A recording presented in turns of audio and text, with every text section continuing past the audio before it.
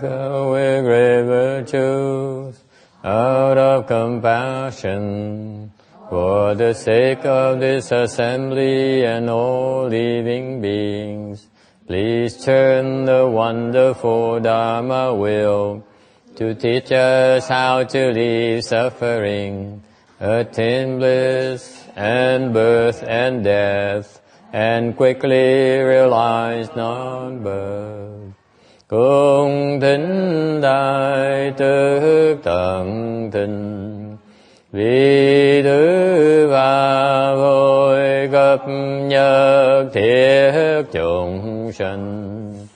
Trên chuyến diệu pháp luân giao đạo ngã môn, như á liêu sanh tư ly khổ đạt lạc, tốt chứng vô sanh. Homage to the blessed, noble, and perfectly enlightened one. Nam mô San Thô Su Che Do Ye A La Hờ Đi San Miao San Pu Tô Xie.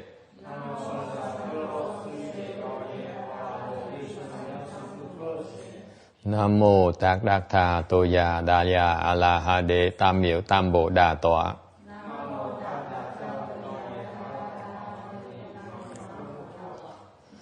The unsurpassed, deep, profound, subtle, and wonderful Dharma in 100,000 million aeons is difficult to encounter. Now that I've come to receive and hold it within my sight and hearing, I vow to fathom the thus come one's true and actual meaning. Wu shang sheng sheng wei miao fa, bai jie wan jie nan zao yu, 我今见闻得受持，愿解如来真实义。O Buddhas and Bodhisattvas, venerable Shenhua, venerable Bhikshunis, all good knowing advisors Amitabha. Chư Phật Bồ Tát, kính thưa Hòa Thượng Thiên Hóa, kính thưa quý sư cô, kính thưa quý vị thiện tri thức A Di Đà Phật. 诸佛菩萨、师父、上人、各位比丘尼、各位善知识，阿弥陀佛。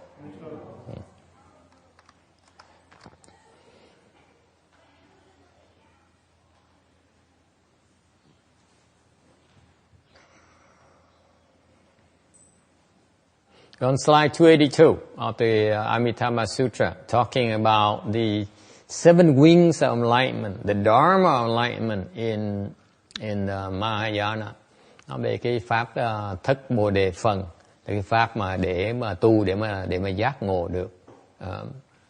We talked last week about renouncing. Tuần trước mình nói về cái xả. Okay. You renounce the delusions. Are we done talking about renouncing or not? Okay. The key thing here. We have. I don't remember anymore myself. The key thing here is the word renouncing. Okay, because I came with a similar kind of perspective when I explained the 402 section sutra. It's where cái là cái phần trong kinh mà tôi đang giảng kinh tứ thập nhị chương, tôi giảng xong rồi đó. Chừng nào mà mình coi duyệt xong cái tứ thập nhị chương xưa cô Phước Từ. Tôi gửi cô cái bản rồi. I sent her my Vietnamese version of the 402 section, and she hasn't received it yet. Great.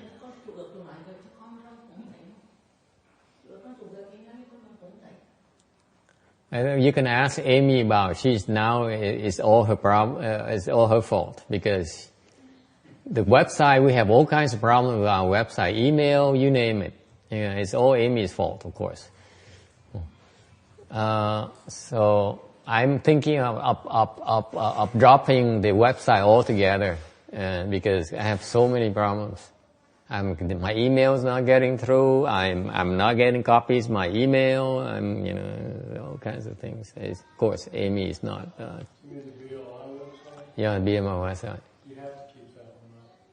Why? Because people will go there to hear the Golden Sutra. I don't care.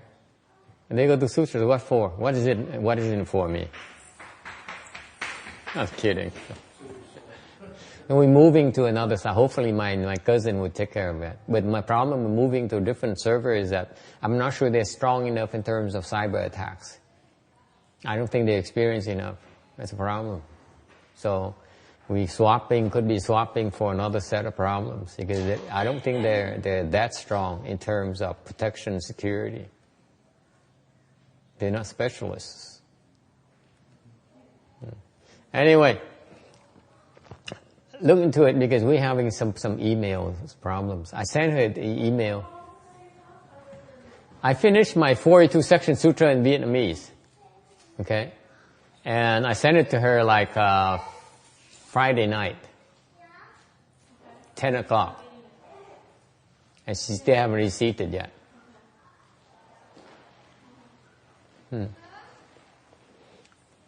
Anyway, dạng vì cái đang bị mấy cái vấn đề trục trặc kỹ thuật mấy cái website. Anyway, the renouncing concept here, renouncing the subtle delusions. Wait a minute, did I go through it? No, we never went to a subtle renouncing. Yeah, casting out. Yeah, that's right. Renouncing subtle delusions. Why? There's a difference between casting versus renouncing. This is a very important part of the concept. Cái bên trước hồi nãy, when we're talking about coarse delusion, meaning thought and view delusions, you cast them out. You throw them out. Renouncing here, okay, is renouncing subtle delusions. It's different. Okay? Một bên nói là mình trừ cái số 4 á, là mình trừ cái mấy cái hoặc. Rồi cái thứ 5 á là mình xả, hai cái nó khác nhau.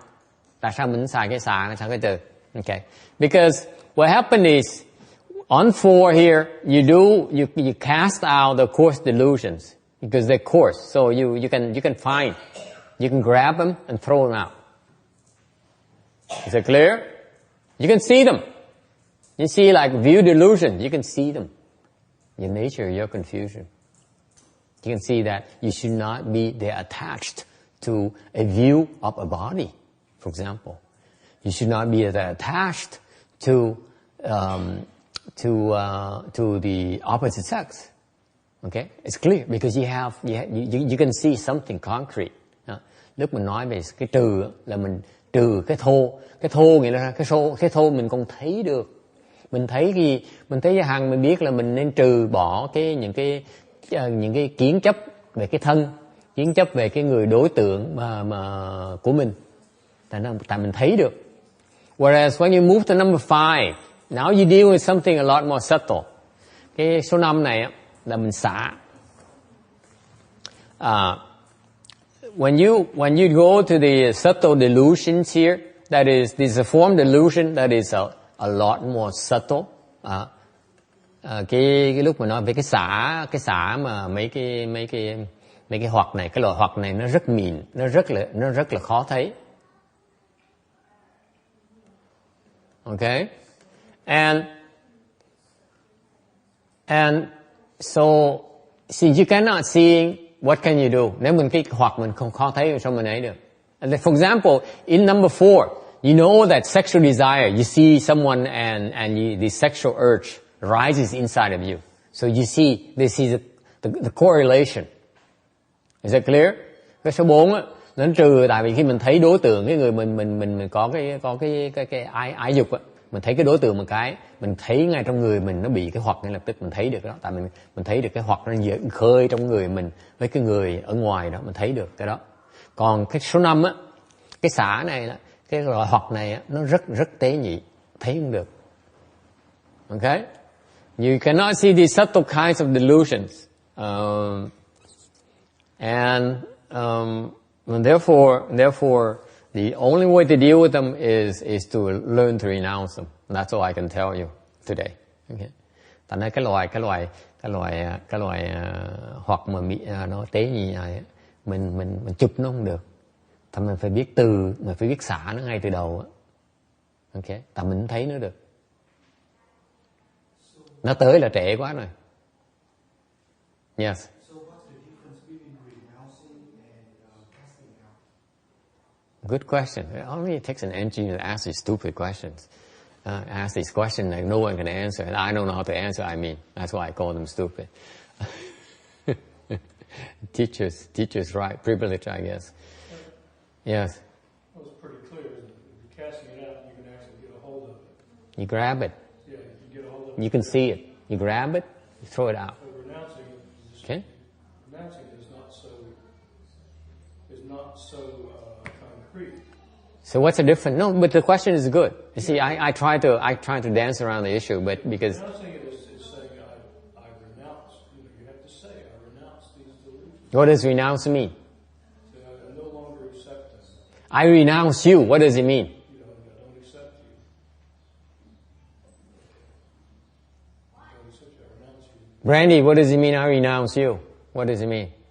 Yeah, the text is right. It says, I no longer accept that relationship. When you say I renounce a person, you renounce an idea, you renounce a value, you no longer accept it.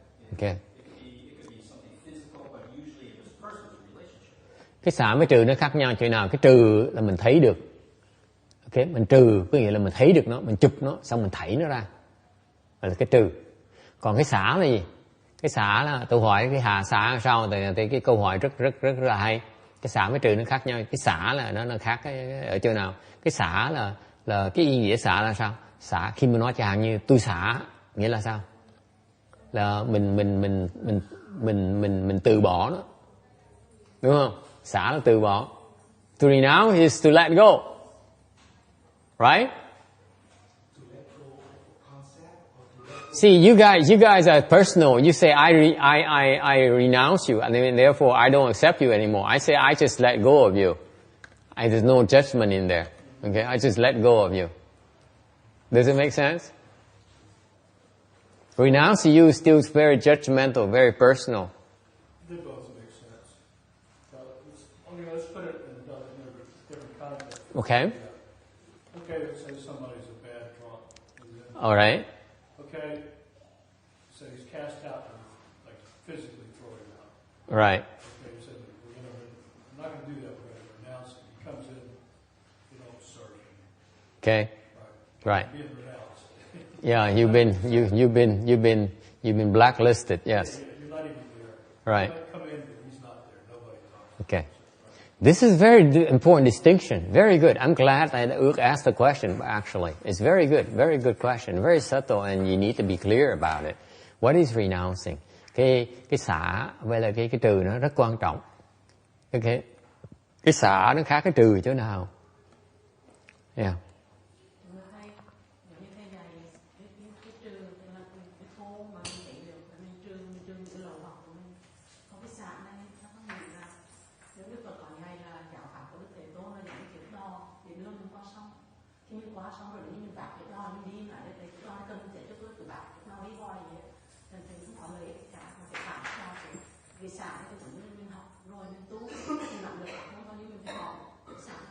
Nên cái đò nó vẫn thấy được như thường.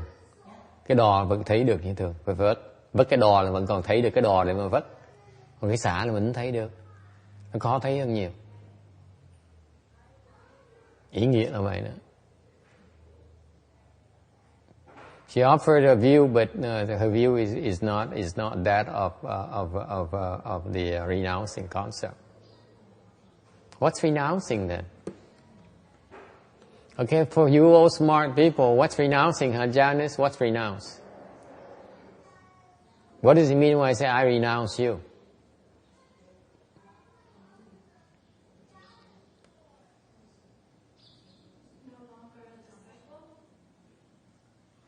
Yeah, but don't take it personally.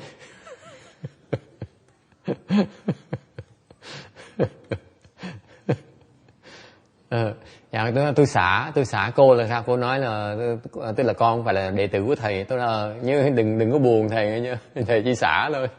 I'm just letting go of you. There's no judgment involved. Yes. So these also detachment. What's the It's very important. Very good. You're getting nearer, closer to what I want you to be aware of. What does it mean? What does it really mean when you say you renounce someone? Give up your attachment to them. You are declaring you have decided that person is of no more value to you. Yes, it's judgmental. Yes, you better be judgmental here. The person is of no more value to you. Nó không, đối với mình nó không còn giá trị nữa. Mới gọi là cái xả. Coi như pha. Tôi xả, có nghĩa là không còn giá trị đối với tôi hết. Okay? Whatever the person has to offer is of no more value to you. It's not that the person is useless. It only says whatever he's trying to sell you, he has of value to others, is not of any value to you. You decided that. Okay? So it's no judgment here, Amy, by the way.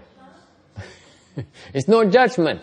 It only says, I know you are a good person. I know you are competent, so you are a desirable person. But as far as I'm concerned, okay, you are of no value to me. That's all it says. Okay, whatever you have that other people desire so much in you, I don't see it as that desirable. That's all. Okay, no judgment involved here. Okay. Nghe hiểu không? Là cái xả có nghĩa là cái người ta mình coi người ta đối với mình không còn cái giá trị gì nữa. Có nghĩa là sao? Mình không nói người ta không giá trị nha.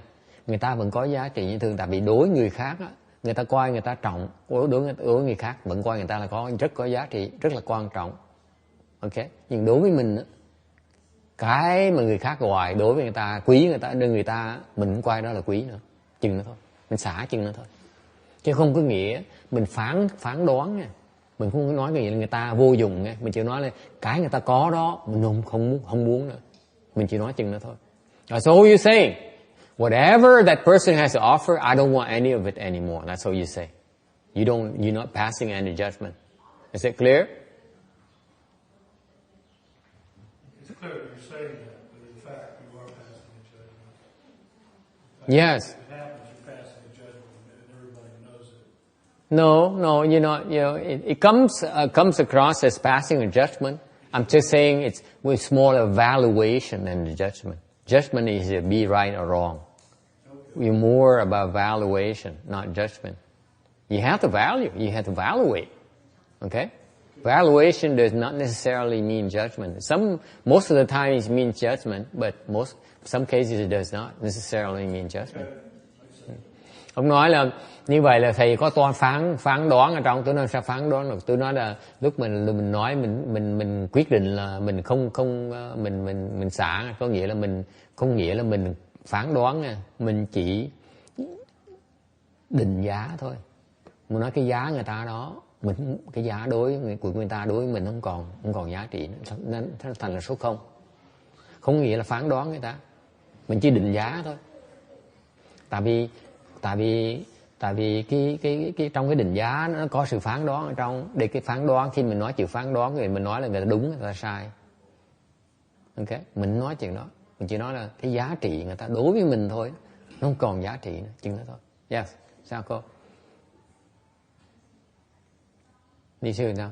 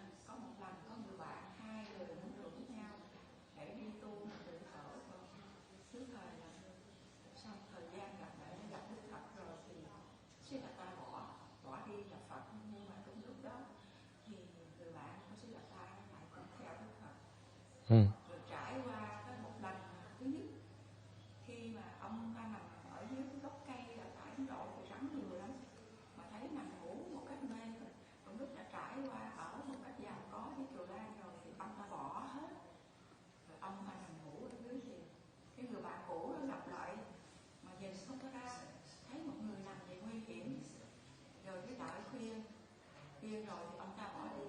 Cái người bạn cũ không có biết mặt ông ta là người bạn thân của mình hồi xưa. Còn khác rồi. Tới qua một lần thứ hai á, khi mà Siddhartha đi gặp một cái ông thầy sĩ lắng nghe cái dòng sông, đây là cái dòng sông Đổ Tâm chèo đò, thì cái ông chèo đò này nó lại bỏ ra đi. Và tính gặp lại lúc này đó, Siddhartha nhận cái đứa con của mình, cái đứa con kiều nữ đó, để mà nuôi, nhưng mà đứa con nó không có chịu. Ông ta sẽ cảm thấy được một cái sự đau khổ ở trong cái cuộc đời, cũng như giống với người kia ta có gặp cái tình yêu như vậy. Thì cái đứa con nó lại mắng ông ta cưng nó thấy nhiêu thì ông nó chỉ là một người giả dối. Ông nói ông thương lo cho tôi nhưng mà ông muốn chiếm hữu tôi. Cái là con nó có chừng 9-10 tuổi thôi. Và nó mắng ông như vậy rồi một lần thì ông ta bỏ hết rồi, bây giờ ông ta chỉ thành một cái người chèo đò mà mặc đồ rất là lam lũ. Thì bây giờ cái người bạn cũ lại gặp trở lại, ngồi ở trên xe và nghe cái dòng sông ở đây có một cái người thánh thiện. Ông ta muốn đi tìm thánh thiện, cái người thánh thiện đó bởi vì Đức Phật đã qua đời rồi thì ông này vẫn còn ở tâm, thì hai người gặp nhau nói chuyện ở trên chiếc đò. Cái nói tôi đó thì ông là có một cái gì ông có thể tìm ra được một cái chân lý chánh pháp gì hay không? Thì Siddhartha nó trả lời nó có cái gì đâu, chân lý thì nó bàn bạc khắp nơi á, mà chỉ bởi vì có một mình ông là đệ tử sanh Bồ Đà, tại sao mà lại là nói phải là đi tìm chân lý? Nói đúng, tôi vẫn thấu tâm. Thì ông ta nói không có cái gì, bởi vì ông đó vì tìm kiếm cái là cố định, mà gặp nó tự do tự tại. Thì con nghĩ nó rồi nói là của vậy là ông là Siddhartha. Cái người bạn cũ mới nói vậy, tức là ông đó là một người giàu có, và bây giờ ông mất hết của cải rồi đó, ông bỏ hết thì Siddhartha mới trả lời, nói là nói tôi hay là tôi nó đó. Trả lời một cái câu đó thì con nghĩ là Siddhartha là xả như thế đó, nghĩa là giữa cái của mà cái người mất đó. Có nhiều khi người ta mất của, người ta mất một cái người yêu, hay mất cái gì mà người ta phải đau khổ, người ta phải mất ăn mất ngủ này kia, nhưng mà cái người này thấy là nó cái mà bị mất là nó mất mình, có phải mình mất nó, như là Siddhartha đối với một cái của cải mà trả lời với người bạn cũ của mình. Vậy con thấy mà thầy nói cái xả đây thì con nghĩ cái tâm mà xả cũng như cái nhân vật mà của Herman Hesse trong Siddhartha. She quoted the Herman Hesse's story of Siddhartha, where it's a long-winded story, but basically it's is an instance of the renouncing thing. I think I don't know, because I'm not sure where Herman Hesse is coming from. I don't think he's aware of the level that we're talking about here. You look at line number 3 here. It says that you are aware that the states are false, like a dream. Okay. Tôi không biết ông Herman Hesse là cái trình độ ông đâu, là cái cách nhìn ông là sao. Là cái câu chuyện đó là tôi không biết là lúc đó là lúc ông xả như vậy là ông xả cái gì. Tại vì cái mà xả mình được nói ở đây là cái xả của cái cảnh giới. Cảnh giới mình thấy rằng cái cảnh giới là nó giả, nó chỉ giống như cái giấc mộng thôi. Vì vậy khi mình thấy được như vậy, mình không truy cầu nó nữa. Đó là xả. Okay. So what happened is that if you see that the states are false and you see it as it's but a dream, then you no longer pursue or value. This is the point here. I didn't realize I understood it when I wrote this thing, prepared this thing last year. Actually, that's what evaluation we're talking about. Okay. Mình nói chuyện là đánh giá ở đây ngay chỗ này, cái value là cái đánh giá đó. Mình không đánh giá, không coi nó là có giá trị nữa. Okay. That's how you renounce it, by putting the value to zero. Its value. Valuating it to zero. And that's it. That's how you renounce it. Thành ra mình xả bằng cách là mình cái giá nó còn nó biến thành không. Nó rõ ràng lắm. Ok. Thầy sư cô hiểu tại sao tôi trả lời thẳng được. Tôi không biết ông Hào Messi ở chỗ nào. Lúc mà ông nó xả cái cảnh giới là cái chỗ này đang nói là xả cái cảnh giới. Cái cảnh giới xả bằng cách nào? Xả bằng cách là mình coi giá trị nó là không. Ok. Chứ còn nó rõ ràng lắm. Cái so it's about realizing that what people value, what others value, is really no big deal. Okay? Tại vì we're talking about wisdom here, folks. These folks are very, very wise. They're able to see that the rest of us, ordinary people, are still confused. We put high values on things that are false. These people say, no, these things are false. I am not attached to these things anymore. Okay? It takes a lot of wisdom before you're able to renounce. In other words, nói cách khác, cái xả này, cái người mà có thể xả được á, tới cái trình độ này là người này, những cái bậc này là bậc có trí huệ rồi. Có nghĩa rằng á, là họ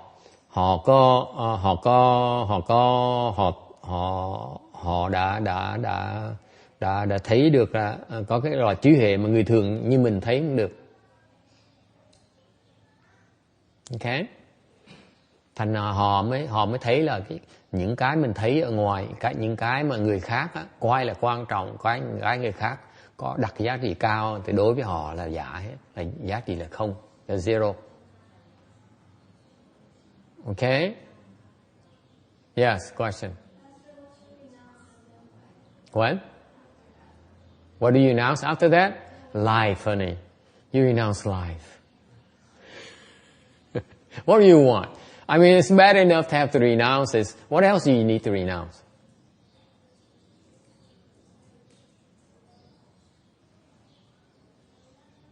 Anything else needs the answer.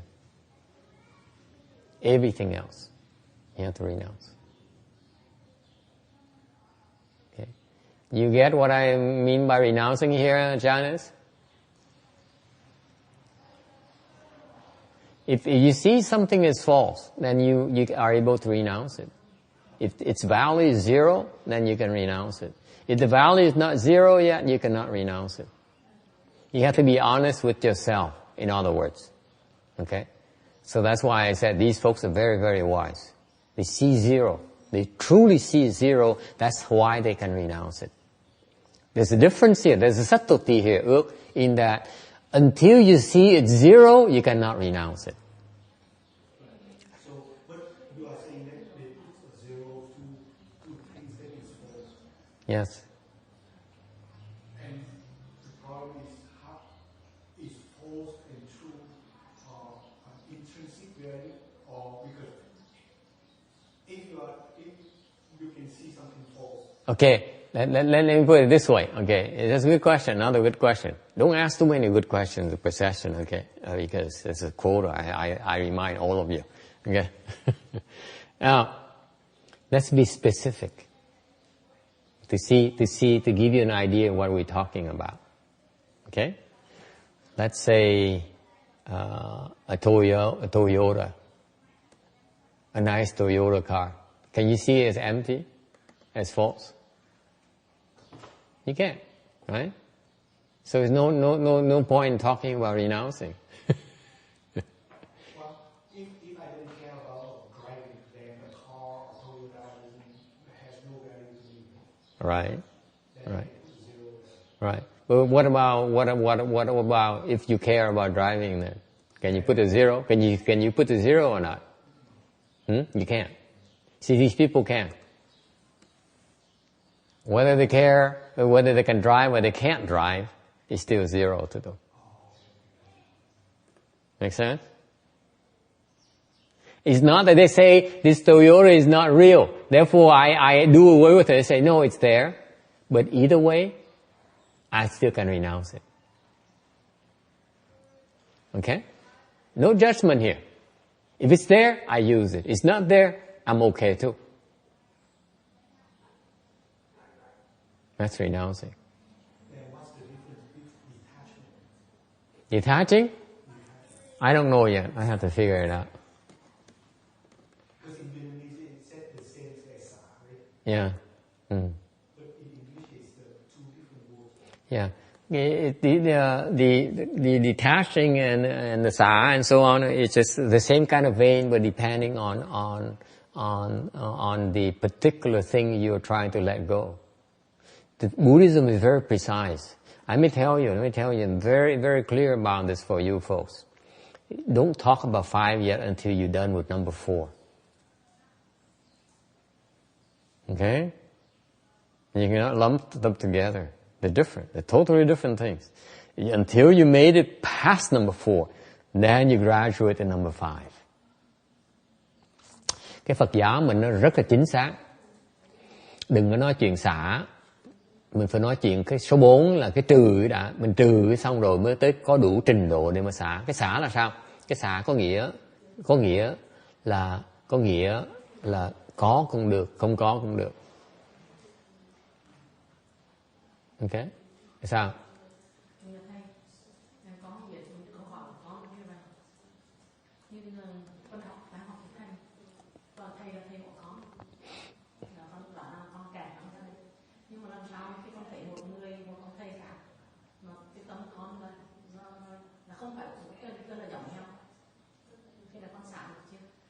Không dùng cho nghĩa là sao?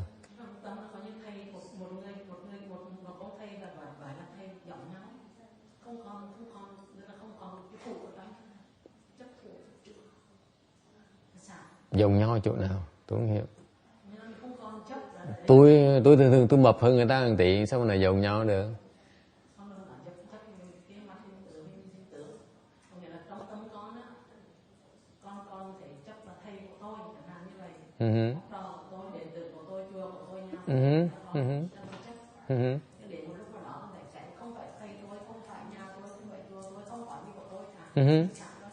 Đúng. Cái đó là tại cô có tiến bộ. Tại trước cách đây khoảng chừng vài tuần trước, 3 tuần trước, 4 tuần trước, cô vẫn còn chấp thầy tôi, chùa tôi, nhà tôi. Giờ có xả được rồi nữa. Tại hình như có mấy tuần trước tôi chửi mọi người, còn người tôi tới một lần buổi trong tuần tôi chửi lần trần. Mà đáng khi tại sao tôi chửi vậy đó. Rồi tuần sau có xả được rồi nữa. Oán, đừng tháng là thầy chửi oán quả, con quả oán đấy. Đó là cái xả đó. Đúng. Tại vì mình thấy được mà mình xả. Ok? Có tiến bộ được. Đúng hướng rồi. Trước là con ốm quá, còn trước là con chụp cái tưởng đó. Cái chụp cái hớn là cái thua đó. Không cần thiết, mình không cần hớn, không cần thua. Khi mình hớn rồi á, mình sẽ thua. Còn nếu mình hớn, mình chưa hớn người ta, mình chưa hớn người ta thành mình không chịu thua. Còn khi mình hớn rồi mình chịu thua được. Có hiểu không? Thành vẫn còn thua thành mới đòi hớn. Còn khi mình hớn người ta thì hớn làm cái gì nữa? Đâu cần chứng minh với ai nữa. Hiểu không? Mình đã hớn người ta rồi, đâu cần phản người ta làm cái gì nữa. Đúng không? Ta hiểu không hiểu đâu, chuyện người ta đâu phải chuyện của mình đâu. Chỉ cái đứa mình thấp á, hằng mày đòi hớn thôi, hằng mày đòi hớn người ta, hằng mày nghĩ là hằng mày phản thôi. Còn khi mình ngồi trên đầu quả xa là không thấy mình được tôi với mình nói chuyện hớn mày thua làm cái gì nữa. Đúng không? Thành ra nghèo nàn mà không biết nghèo nàn thì bởi nó cứ chế hoài mà cái tượng mới ngon. Nghèo không tự tượng được. Tượng mình giỏi. Quý vị tượng giỏi.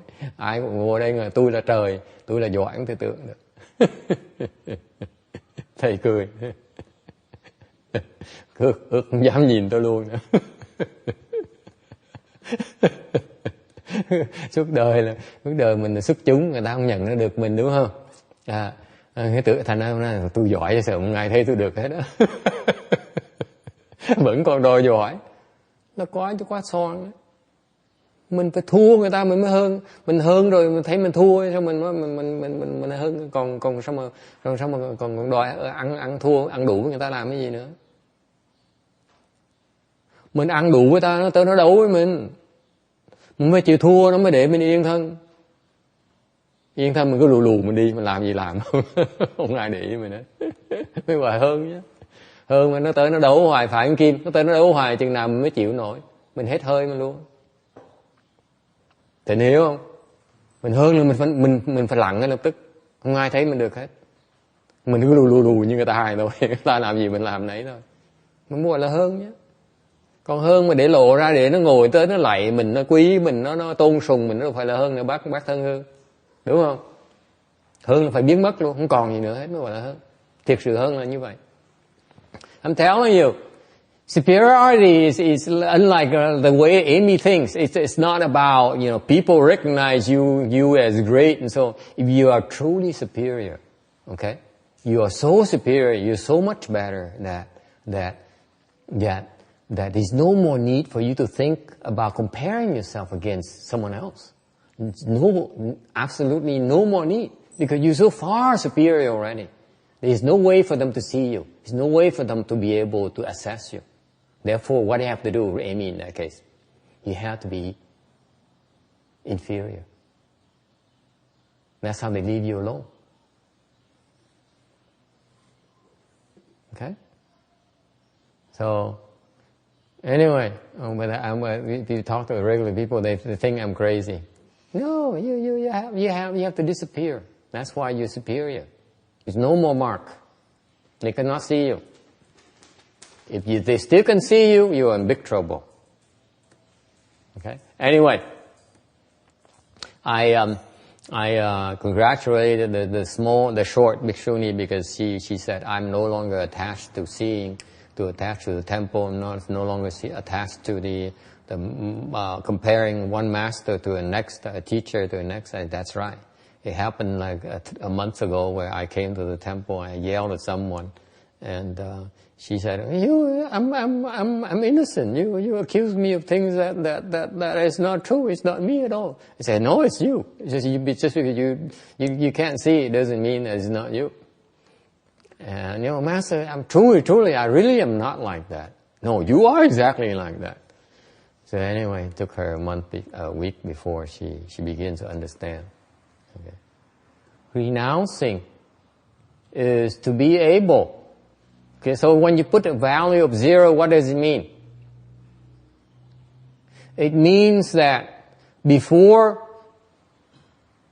you like to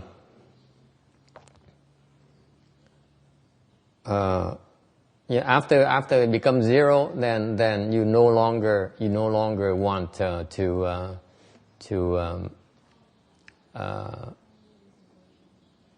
to be around. This is what the Chinese says, right? Master Yen Hui. He said, so I link this to the Pureland Dharma. Tôi đừng níu kéo cái này với cái pháp xả này với cái pháp định tịnh độ.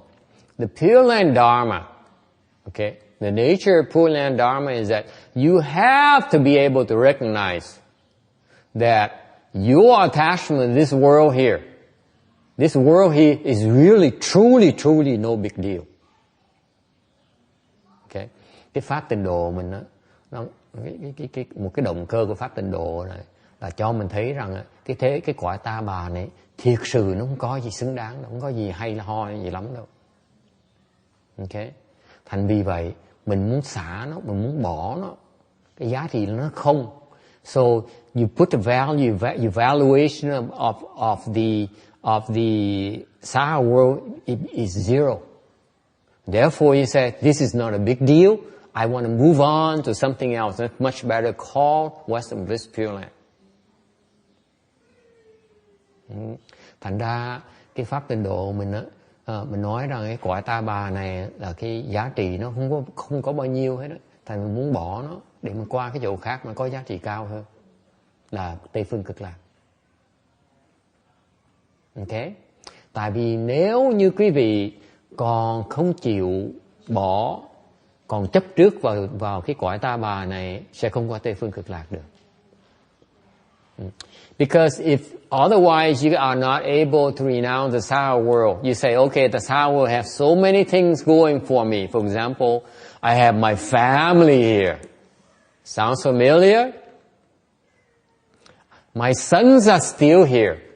My Toyota is still here. I have a lot of investment here I've been making, therefore they're still here. I cannot let go of all of my possessions. You cannot go to Western Bliss Pureland. You go back to the outside world to be near your prized possessions. Is it clear? When you die, you have to put it all down. There's no choice. Until the day you die. Yeah. Okay, until the day you die, then it's a different ball game. Yeah. That's when you fall. If you're that attached to your sour possessions, chances are that you will fall. You will not be able to go back, even make it back to the sour world. Okay. Tại nó tôi nói có người nói là mình yêu thương con cái mình dễ sợ lắm, mình yêu thương cha mẹ mình dễ sợ lắm, ok, mình rất quyến luyến chồng mình, thì mình thì cách nào mình bỏ nó được, okay? Không cách nào bỏ được. Thì như vậy mình phải trở lại cái cõi ta bà này để mà gần gũi họ. Để sự thật là như vậy nè. Khi mình xả được tới khi mình chết á, thì mình có cái hy vọng để mà xả. Để thường khi mình tới đó thì nó trễ quá rồi, mình sẽ đọa, mình sẽ tuột, mình gỡ không kịp. Okay, so what happened is the example is very clear that you no longer want it. You don't want to be around. Okay? Nói cái ví dụ rất rõ ràng là mình không muốn ở gần gũi nữa. That's what renouncing is. Renounce is that just like you renounce the drugs.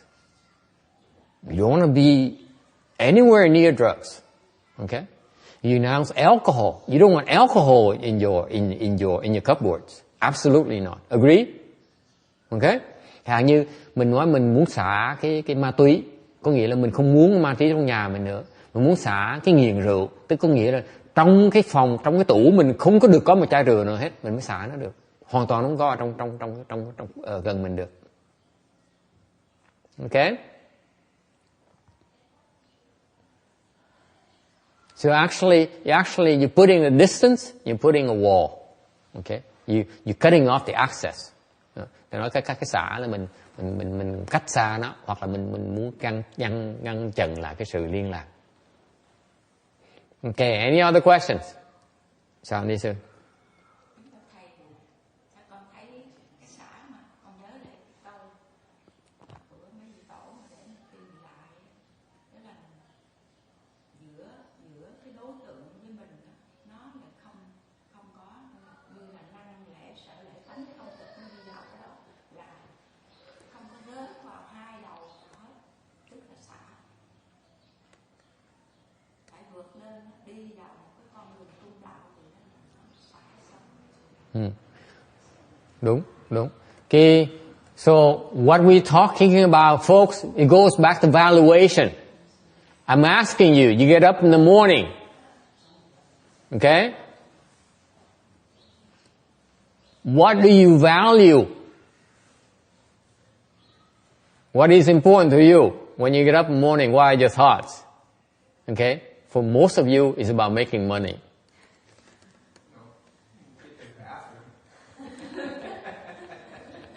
After the bathroom. After the bathroom, what do you do?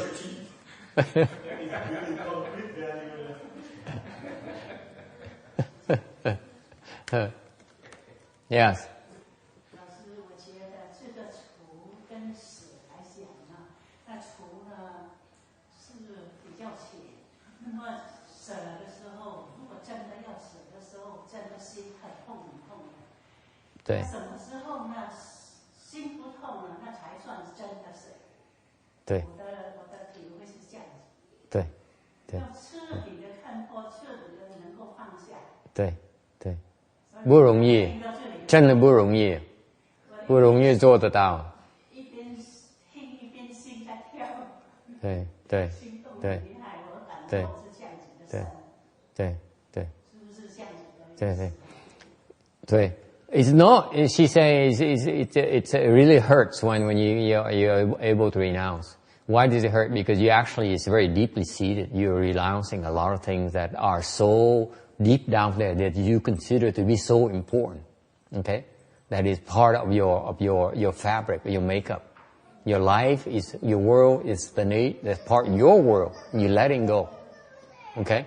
It's so important because we are motivated by certain prejudices, if you will, and we are renouncing those prejudices. By the way, okay, because let's face it, like for us men, it's about conquering the world, right? Conquering the world and be the master of the universe and a master of your kingdom. The women are the same, but they do it differently, that's all. No one is reacting. The women do it differently. They do it by controlling men. No one, even dare make a comment. Thì hai người đến bên nam á, mình á, thì nam nữ nó khác nhau. Bên nam thì muốn chinh phục cái thế giới, muốn làm chủ, làm chủ, làm vua. Còn bên nữ thì khác một tí, khác ở chỗ nào? Thiệt ra không khác gì nhiều đó, cũng muốn làm vua, cũng muốn làm chủ. Để muốn làm chủ bằng cách là điều khiển bên đàn ông á, thì làm chủ cách đó thôi, chứ còn không cần làm chủ thẳng. Okay, so but let me finish by telling you this. The renouncing thing here is actually renouncing a class, not specific items. When you throw it out, it's specific items. Okay? You throw it out, you can spot this and say, this is no good. You throw it out. You can spot it. The renounce is you renounce the class of things, a group of things. Okay? That's what you mean by renouncing. You say, all that group there is zero to me. It's not individualistic anymore. It's a class. Is it clear?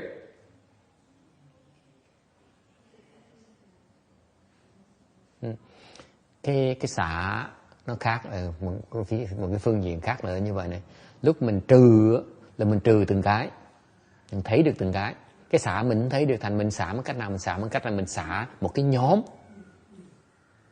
Mình xả rất là nhiều. Hồi nãy cái bà nói lúc xả là cái tâm mình nó khổ sở như vậy. This is why Ruching said earlier about when you renounce, it really hurts because you renounce so many things at the same time, and it hurts because you're not used to it. Really, it's brutal. It can be brutal, really. Thành lúc mình xả, hồi nãy bà, see, Ruching, you're right because it's so many. It's just way overwhelming because it's too many at the same time. Thành cái xả hồi nãy bà nói đúng là chỗ bà lúc mình xả là cái tâm mình nó nhói luôn, tại vì nó khổ quá đi. Mới đúng là xả, tôi nói đúng. Tại như vậy này, lúc mình xả là xả một nhóm luôn. Mình xả nhiều như vậy, lúc cái cơ thể mình, cái tâm mình nó chịu không nổi. Nhiều quá này, nó không quen. Thành nó rất đau khổ. Okay? Good, very good. Okay. Any other question? Yes.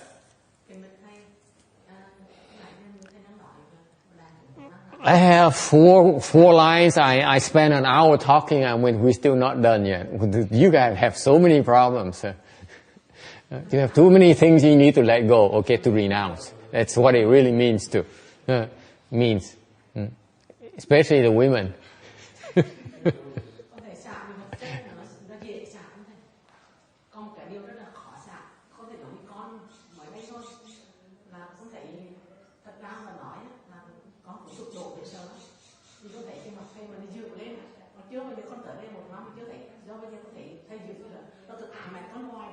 tự nhiên ảnh nó tới, nó con chặt nó là sạc, nhưng mà sạc được, cứ đi mỗi lần mặt con mặt sạc được, không phải âm thanh về là cái hình ảnh nó có thể khó sạc nhé, mình ngồi cái hình ảnh cái âm thanh từ tới người ta sạc, ngồi chặt nó tới, sạc rồi nó cũng tới, thấy có nhiều người á, người ta còn bỏ cả tài sản, bỏ tất cả, người ta có thể cướp hết, nhưng mà đôi khi cái âm thanh và cái hình ảnh á, nó lưu lại trong tâm, nó có thể rất là khó sạc. Don't quite know how to translate this, and Ước probably will offer to translate it for me. Maybe Kim will translate it, or Lang something, okay, because this is a part where my English is lacking, my vocabulary is lacking. What she says is way too personal. I don't have a lot of personal words to talk about. Okay, translation, go ahead. Quý vị phiên dịch giùm đi. Yes.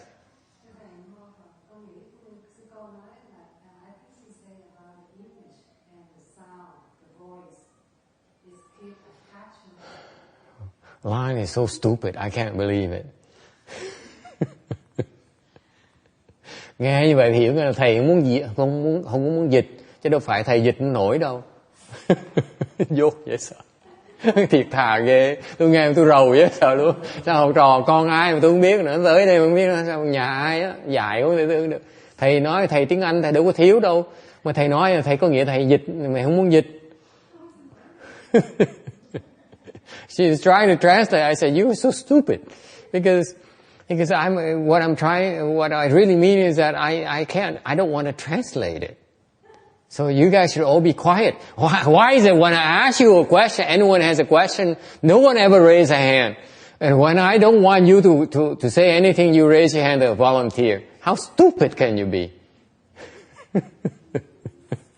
Cờ vừa thôi chứ.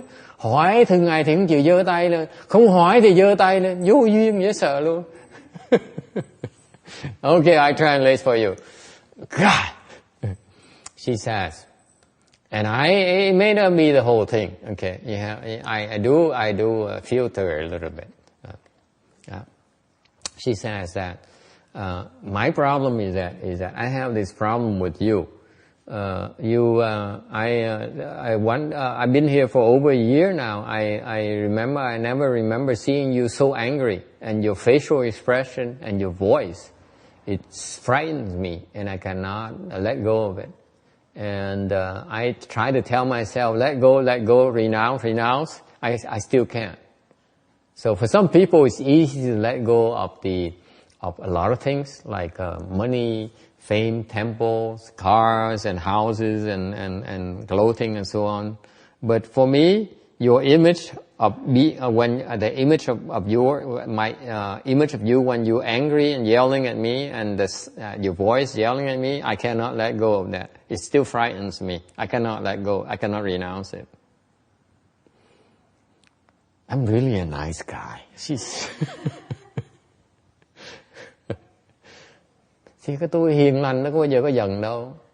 Do you see me getting angry yet? To that state?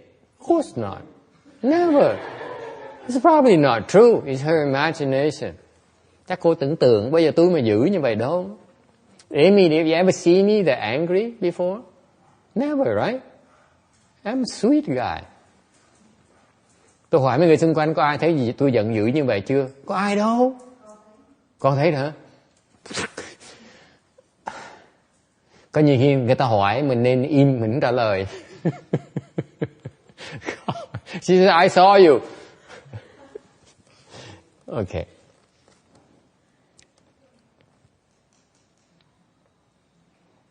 Yes.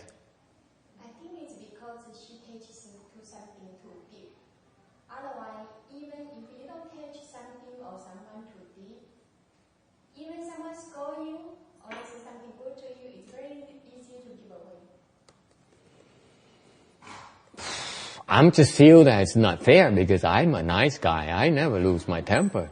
I don't know what she's talking about. To tell you the truth, I don't know what she's talking about. Me angry? Never. Tôi nói sư cô bà nói không có đâu, tại vì cái sư cô Phật tử cô hiểu lầm đó chứ con. Tôi nói đúng rồi, đời nào tôi mới có chuyện giận dữ, tôi không bao giờ giận hết á, không có đâu, tôi không bao giờ giận. Yes. I don't know, to tell you the truth. Sometimes I lose it. I get up on the wrong side of the bed. You never know what could happen. Okay, that's all I have to say for myself. Okay, no excuses. Nói cho quý vị biết, thì thật là vậy đó. Không có đâu. Nhiều khi mà tối hôm qua mà tôi ngủ trước cái đêm trước tôi ngủ không được, nhiều khi tính nó cáu, nổi cáu dễ cáu thôi, chứ còn thiệt ra thường tôi người không có cáu đâu, không có giận đâu. Tôi đang tu chú Đại Bi, làm sao mà giận được? I've been practicing a great compassion mantra. How can I possibly get angry anymore? Yes. Yeah.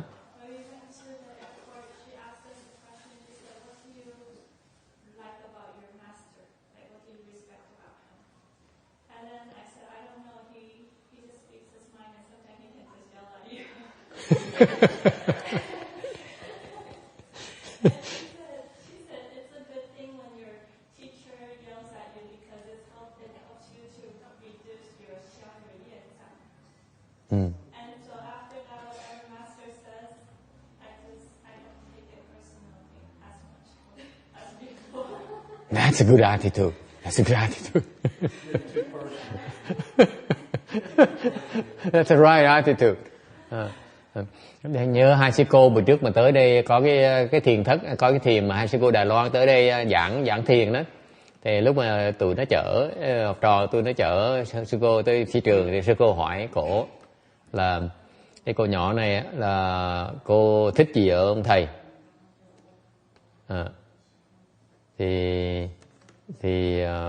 Thì cô này mới nói là ông thầy tôi á, ông nghĩ gì ông nói đấy. Mà nhiều khi ông nổi sùng nữa. Thành ra cái cô mới nói cái cô Đà Loan mới nói là khi ông thầy nổi sùng như vậy là giúp đang xóa mấy cái nghiệp cho quý vị đó. Thành ra từ đó rồi ở đây cô này cô thấy tôi nổi sùng cô cũng làm lơ, cô coi như là không có gì hết đó. Okay.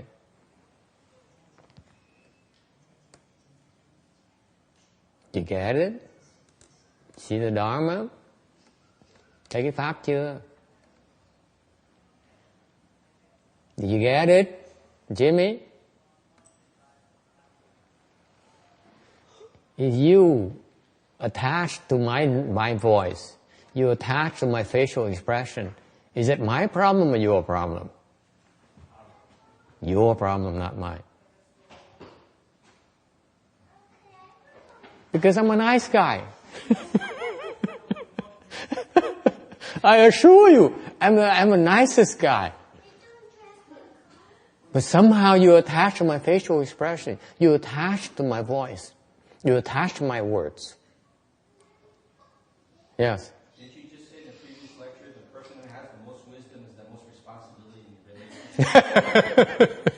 relationship? There's exception. I'm the only exception.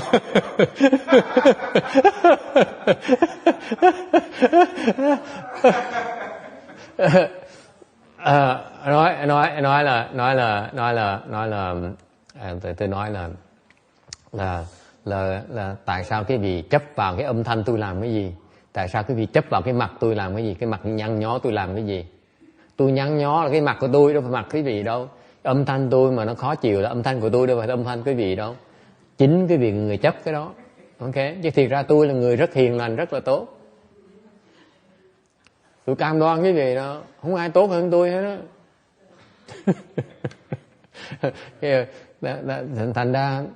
Thành ra tại sao quý vị chấp cái lời nói tôi làm cái gì?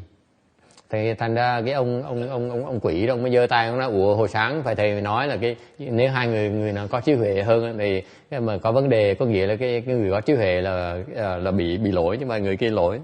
Tôi nói tôi là khác, tôi là cái ngoài lệ.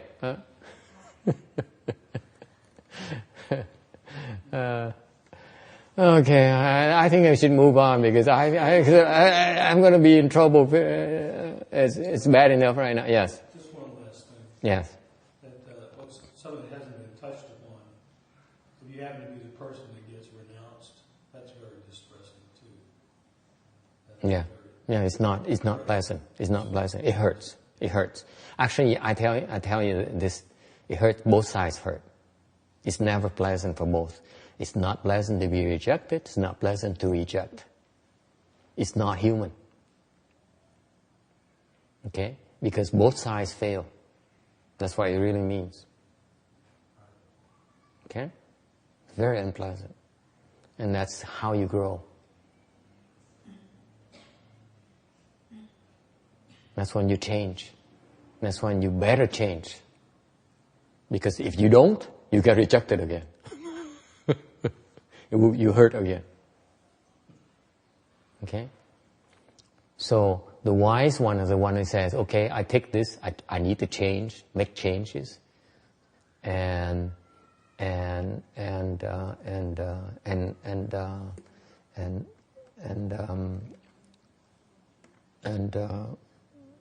become a better person. Okay.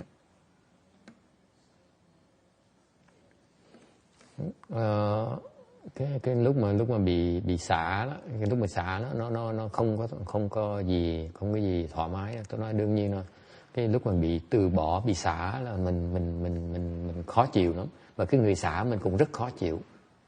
Cái chuyện làm nó hai bên đều khó chịu hết, thành khổ lắm. Thành mình phải đổi, lúc khó chịu mình phải đổi, mình mở mắt ra mà vạch mắt ra mà coi mình phải đổi chỗ nào. Okay. Để nếu không á, mình sẽ bị từ bỏ nữa trong tương lai. Okay. Anything else?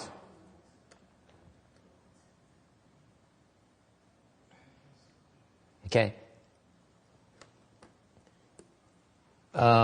I just want to close out for those of you who have the wrong impression of me.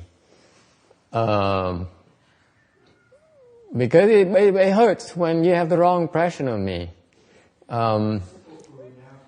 Huh?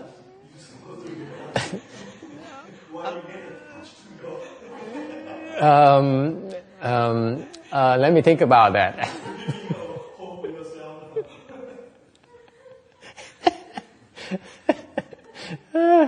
They're having too much fun today. I mean, at my expense, unfortunately.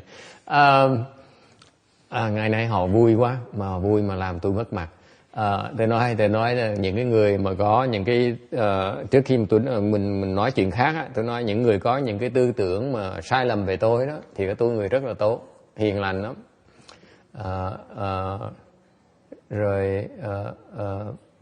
Có người hỏi là nếu như vậy thầy chưa xả được cái ấn tượng ác tượng của người ta đối với thầy. Tôi nói để tôi suy nghĩ cái chuyện đó đã, tại tôi hình như tôi chưa xả được cái chuyện đó này.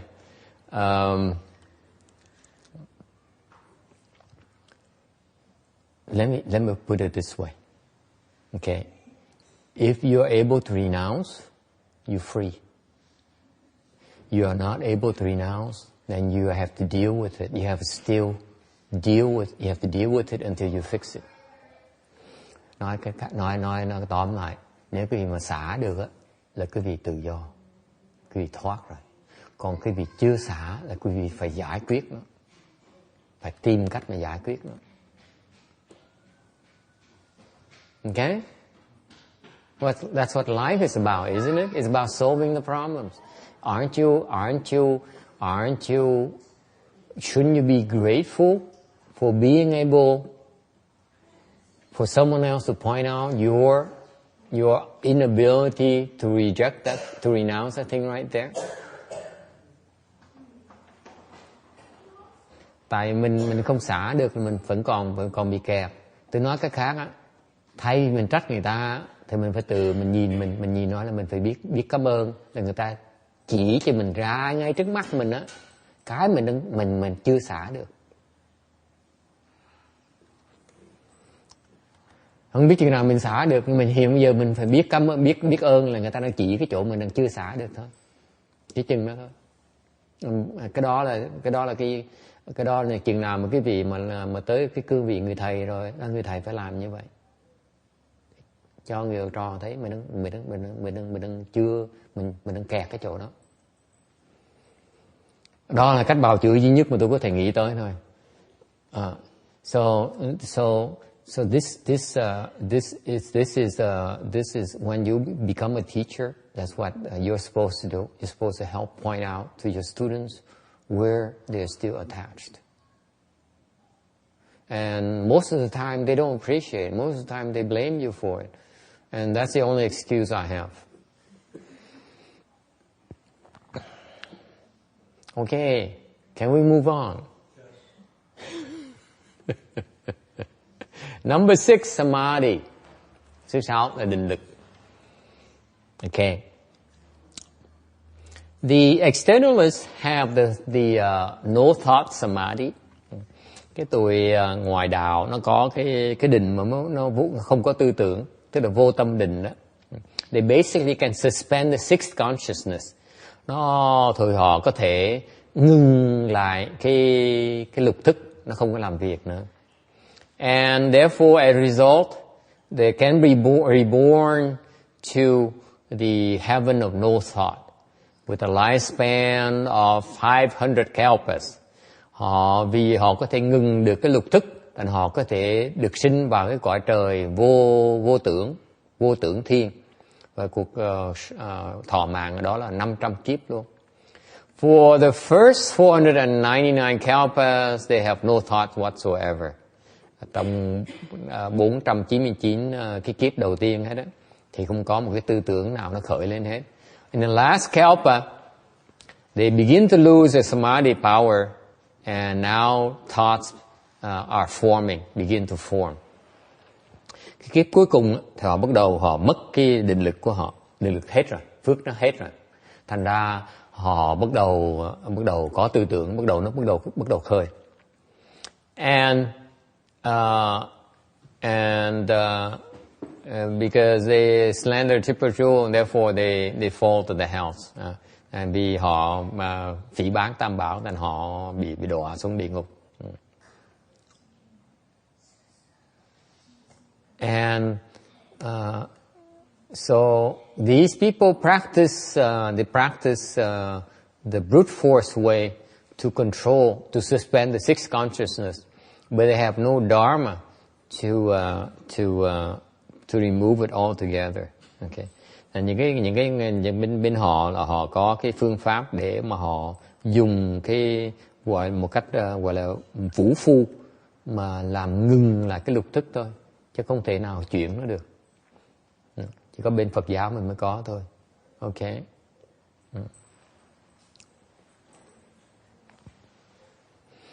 Tại vì bên Phật giáo mình cái chú trọng mình là không phải chú trọng mình là mình mở cái huệ mình ra. Cái huệ mình nó cho phép mình xả. What happens in Mahayana is that in Buddhism is that you develop samadhi power just like they do, but the objective is to unfold our wisdom, because with wisdom then we are able to let go. Yes. So the wisdom, is that related to the sacred consciousness, or is that related to? I thought it maybe wrong. I thought the can in general is both by the sacred consciousness. So is the wisdom in the sacred consciousness? For transcendental wisdom to unfold, you need to have samadhi power. Without samadhi power, you cannot have wisdom. Bên cái tu hành nó rất rõ ràng lắm. Quý vị muốn mở cái huệ thì phải có định lực. Okay? Your wisdom is proportional. Your wisdom level is proportional to your samadhi level. Cái định lực quý vị nó tương ưng với cái trình độ của cái huệ quý vị. Okay, for example, let's be specific. Okay, if you are at samadhi, at certain level of samadhi, on the same principle, You can only understand the wisdom is only at that level. At the same principle, if your samadhi level is higher, you penetrate it deeper. Okay. Thầy nói cách khác là với cái định lực á, tùy cái định lực á, thì cái huệ nó tương ứng với nó. Ta nói cho hàng tới một cái giáo lý đó, một cái giáo lý cho hàng như nói là cái chuyện xả thôi á, cái hoặc là nói cái chuyện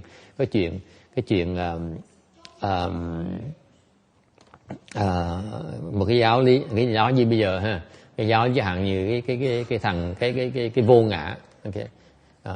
Cái khái niệm vô ngã thì tùy cái định lực của mình, cái định lực mà càng cao á, thì càng thấy được cái vô ngã nó sâu hơn, càng cao thì huệ nó càng sâu hơn, ok. Vì vậy lúc mình tu hành á, mình phải cần trong cái chánh pháp mình rất nhấn mạnh cái định lực. Vì vậy vừa nhấn mạnh vừa định vừa huệ. This is why in Mahayana we stress both simultaneously, samadhi power as well as wisdom. Okay? That's why you need to listen to sutras. You need to cross your legs and then you need to listen to the sutras. Thành quý vị tu, quý vị phải cần luyện để mà tăng trưởng định lực. Xong quý vị phải cần nghe giảng pháp hay đọc kinh để mà mở cái huệ mình ra. Như vậy mới có sự thăng bằng được. Okay? Any questions?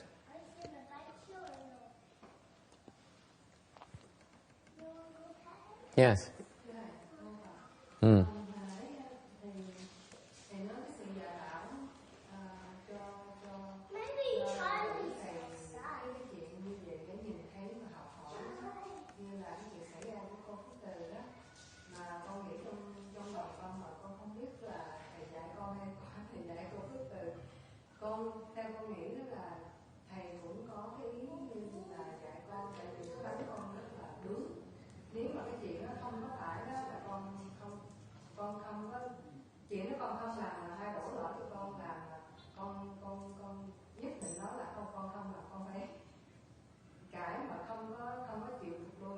Con có chấp nhận mà xin lỗi người ta nếu mà cái lỗi đó không phải là lỗi của con.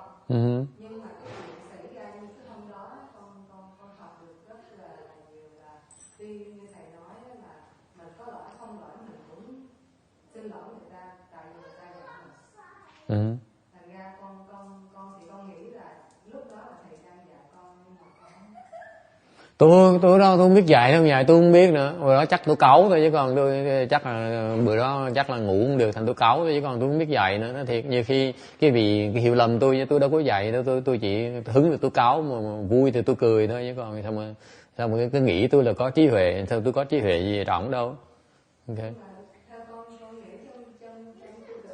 Cho tôi sống một tí mà lâu lâu phải cho tôi cáu một tí chứ còn cái bắt tôi là gì đó tốt lành với là tử tế với lời này nọ thì cuộc đời nó nhàm quá, đúng không? Phải sợ chứ, lâu lâu phải sợ một tí chứ để thầy lên mặt một tí chứ. She says the instant I don't know why she still recollected my instant, one instant, probably once that she saw me getting angry, or at least she thought I was angry, and it frightened her. And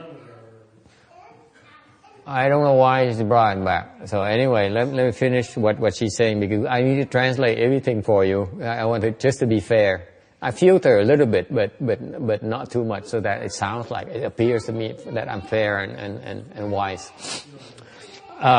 And she says, I saw that, and I look at myself, and I say, I'm very recalcitrant. I'm very hard-headed. I don't listen, and I don't yield. If I'm in the right, I do not yield. If people are in the wrong, there is no need for me to yield. Okay, I refuse to yield.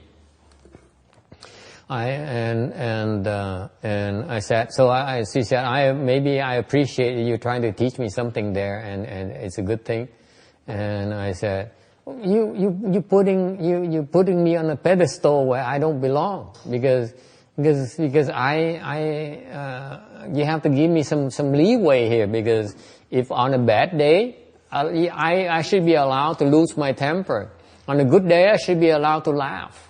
Otherwise, life is richer in that way. Otherwise, you can't be in a narrow thing where the master is always perfect, master is always so nice and gentle and wonderful. Then you have no motivation to cultivate. Tại vì cái nói là ông thầy phải là tốt, ông thầy phải là lý tưởng thì lúc nào cũng phải tử tế, lúc nào hiền hòa, lúc nào cũng là đạo mạo, cũng là trang nghiêm nào thì cuộc đời nó nhàm quá đi. Vậy thứ nhì nữa là quý vị đâu còn lý do để mà tu làm gì nữa, đúng không? Không còn cái sự cần thiết để mà tu nữa. Đâu có gấp gì đâu, đúng không? Thì mình không tu nó cũng vậy, mình tu nó cũng vậy thôi. Ông thầy cũng tử tế như thường, mình không tu ông cũng tử tế, tu ông cũng tử tế thì tu làm cái gì nữa? So my point is that if you don't cultivate, the master is still nice to you, and you cultivate, he's nice to you. So what's the point in cultivation? Right?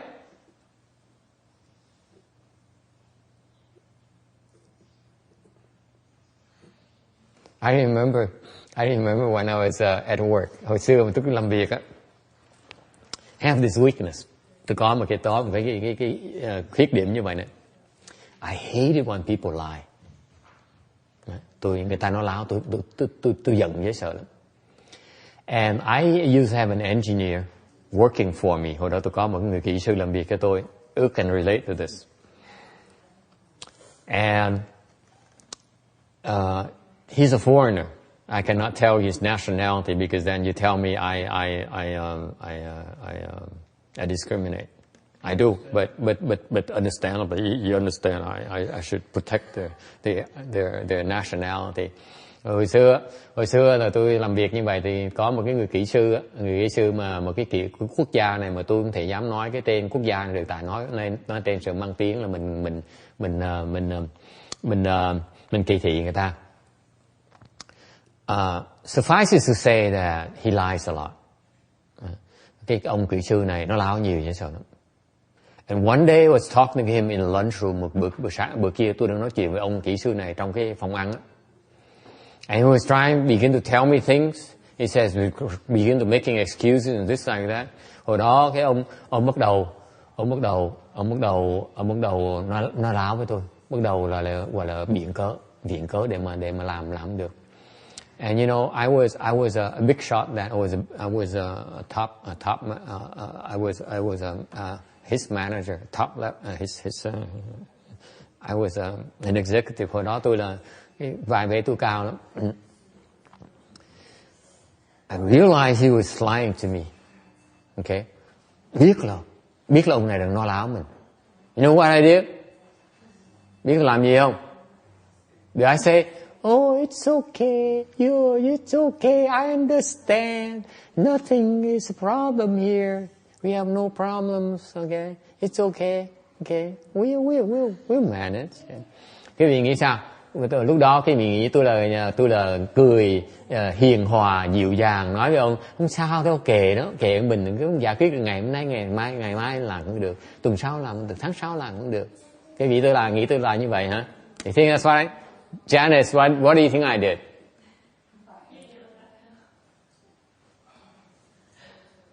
How come? Jimmy, what do you think I did? I need a second opinion here. You give it to him with a nice way. Give it to him a nice way? That's what I did. Thank you. I said, and the guy went like this, and his face turned white. That's my nice way of giving it to him. Thank you. His face turned white, and he froze. He really froze. And he never came near me again.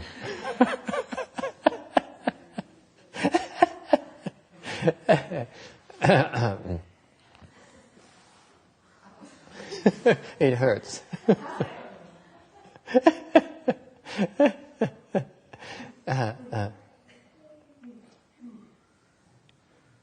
It's the quickest way to tell them what the problem is. And you know, why did I do it? I confess to you now. I enjoyed it. He really trembled in fear. He really trembled. He was frightened out of his wits. And you know, the sense of power over others is fascinating. It feels good. It felt good. See how mean I can be? It's how wicked you can be. How bad you can become. Tôi nói thiệt quý vị, lúc mà tôi làm như vậy, ông sợ quá đi. Ông hoảng hốt, ông sợ. Người là ông suýt xỉu luôn. Mà lúc ông sợ như vậy, trong tâm tôi quý vị biết sao? Thích thú lắm. Mình có cái đối với người ta sợ mình độ là mình có cái thế mạnh không thể tưởng được, người ta sợ Ấn Độ như vậy luôn. Thành ra hồi trẻ tôi như vậy đấy, để lúc tôi lớn rồi tôi không làm mấy chuyện đó nữa. Now I get older, I'm a lot mature and nicer. I don't do that anymore, right?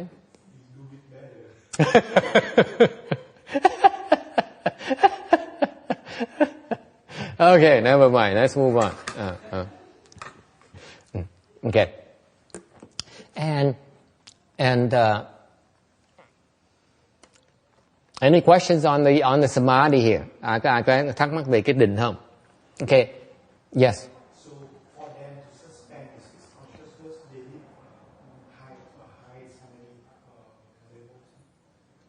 Yeah, it's not bad. You can do it too.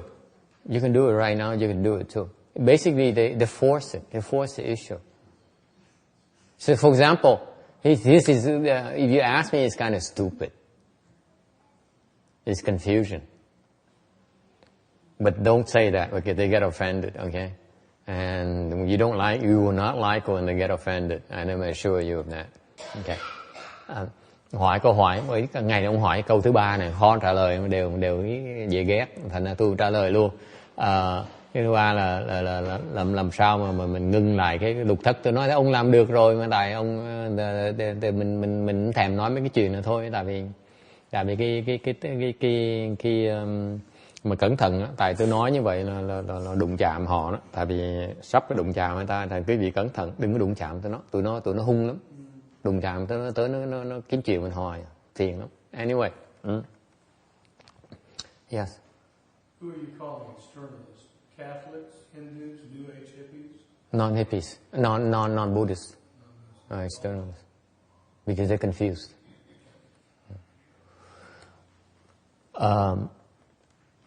The problem they have is this, okay? You see that the inherent problem in their approach, you think about it, they recognize something called sixth consciousness. And what do? They repress it. They kind of just like, I know you're there, text, so what I do, I take my hand and push on your head, push underwater. Okay? That's what they do. Unpleasant for the person being pushed under. Okay? So what happens? You keep on trying to get up, right? So the struggle is always on. Okay? You see the problem inherent in that approach right there? Quý vị thấy cái pháp họ nó lệch không? You get that, Amy? You have an opponent. You recognize this is bad. Therefore, I'm going to push you down. I'm going to repress you. You're spending a lot of energy repressing it, and they resist you until they overcome your force. They get stronger, and stronger. Okay? See that? They will get stronger if you repress them. Agree? Just like you go to the gym, folks. Look at yourself. You go to the gym. You ask Ước, that's what he does. He goes to the gym and lifts the weight, right? That's resistance training, isn't it? So the more the weight you put on, the more you develop the power to push. Isn't that what training is about? They get stronger. You get stronger. It doesn't end. It never ends. That's a problem. Isn't this kind of a Hindu Dharma as well? No. They do that? No, not necessarily. No. Thấy cái kẹt của cái phương pháp họ. Yes. You don't get it?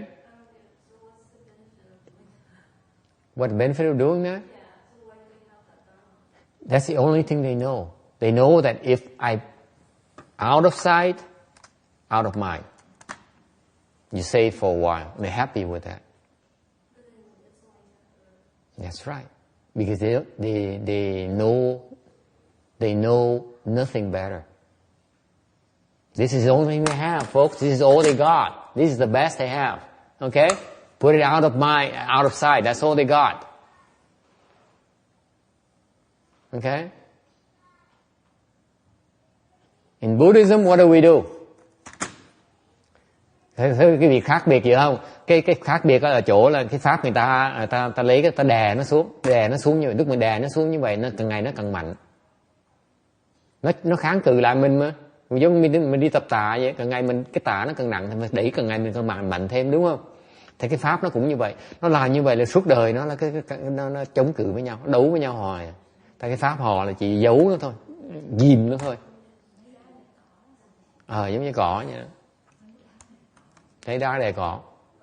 Okay? So, what can you do?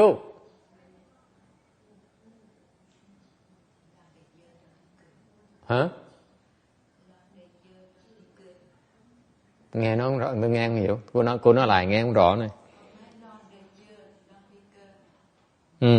Non désir, non le cœur. Đúng.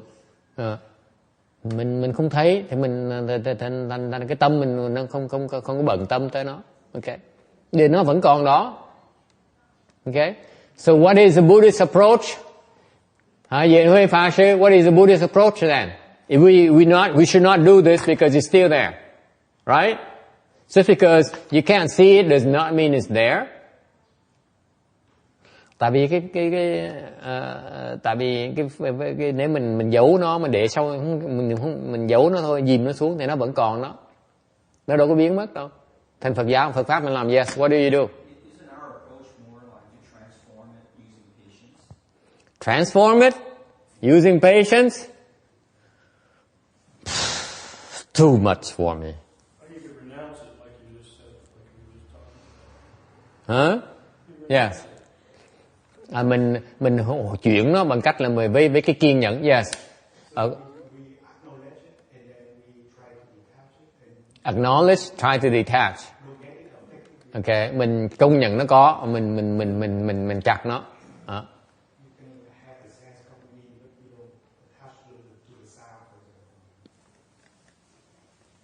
Okay.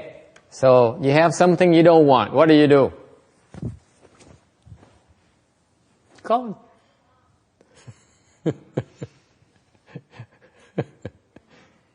What is that? See, I was about to throw this, but this costs money. So. The master is pretty cheap.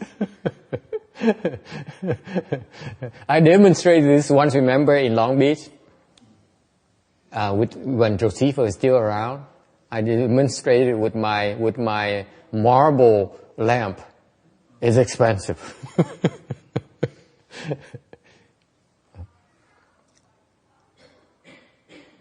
You don't repress it. Okay? You discard it. That's casting out. Casting out. Right? It's tangible. You can grab it and throw it away. That's all you do. It's not theory. You need to learn to recognize. Không phải lý thuyết nha.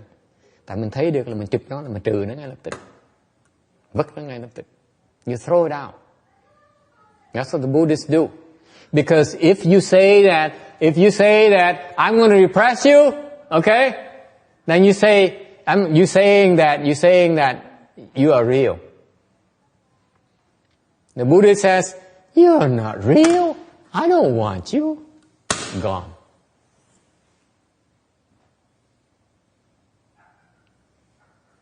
And the people of the world, this is where they're wrong.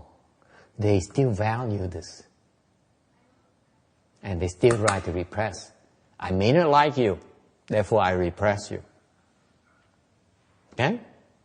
Meaning that you have some value. Okay? I'm going to repress you. That's all they know.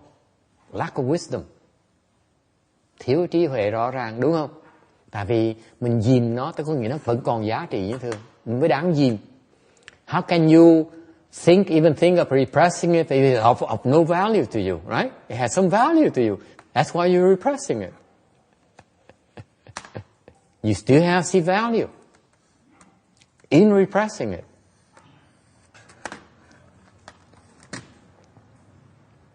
And that's the subtlety that the externalists don't get. The Buddhists are much wiser. They say, you are of zero value to me. I throw you out. Done with immediately. Okay?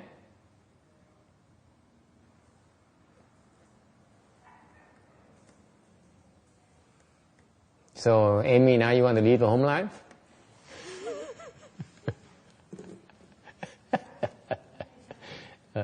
Any question? Ai có thắc mắc gì nữa không?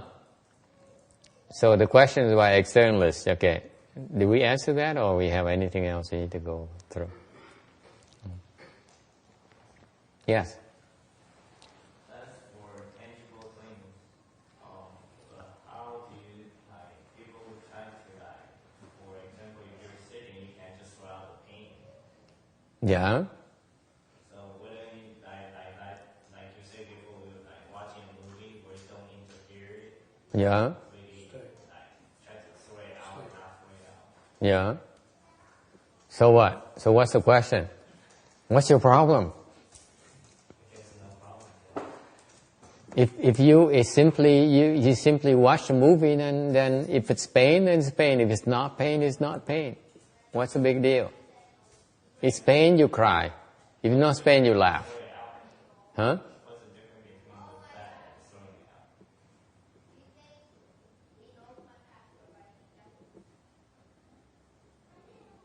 Throwing out here refers to throwing out delusions.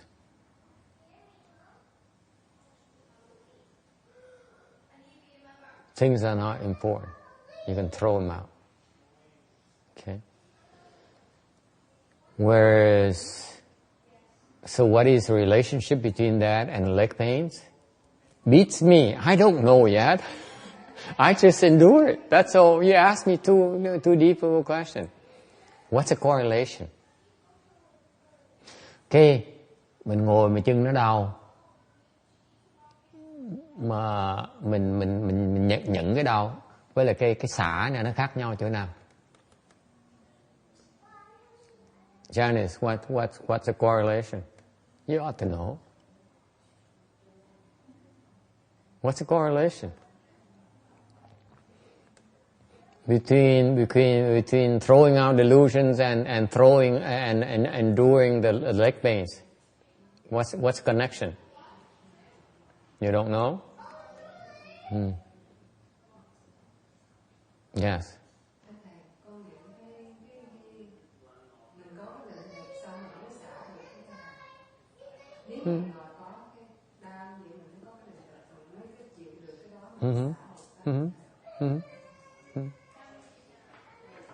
You can let go by enduring it, because that's what she says is that if you endure it long enough, you build samadhi power, then you can let go.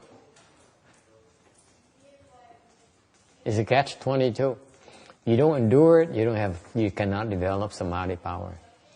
Therefore, you can't let go. If you endure it, you have the samadhi power, which enables you to let go of it more readily. So what do we teach you? 1 more minute. Don't think about it, just endure it for 1 more minute.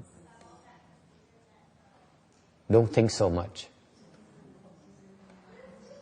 Okay? It's an antidote for that. Right there.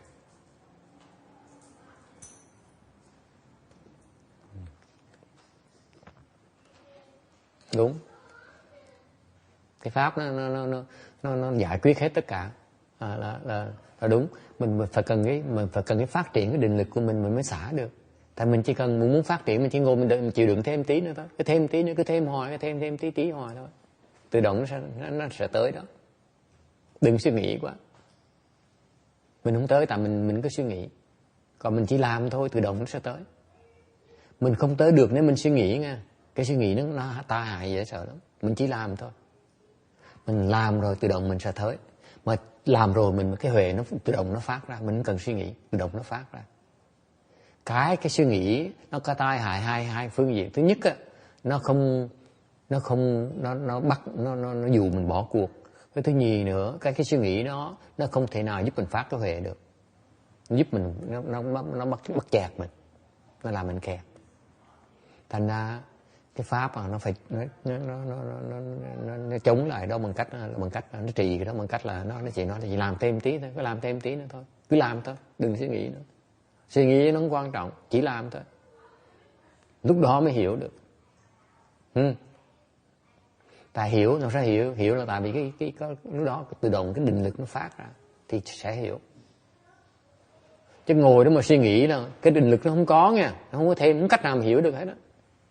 Because the opposite is that if you sit there and you try to ration out and try to reason it out, you cannot make it because you are not developing additional samadhi power. You're only making yourself smarter, but not wiser. Okay? Có nhiều người thích ngồi suy ta viện cớ này viện cớ khác mình không thể làm được. Okay. Thành ra làm như vậy, viện cớ như vậy mình càng ngày mình càng thông minh thôi. Nhưng điều mình không, cái trí huệ mình không có mở ra. Muốn mở trí huệ ra mình phải ngồi lâu hơn, mình phải phát triển cái định lực, trí huệ mới thiệt sự mới mở ra được. Còn mình hiểu đó, nó không nhầm gì hết đó. Hiểu phải là cái huệ, cái biết mà là cái huệ. Cái hiểu là sai rồi, mình không cần hiểu. Okay, you just do it. Okay, you just endure it. If you endure it long enough, you break through. Okay? It's because you sit there and make too many excuses and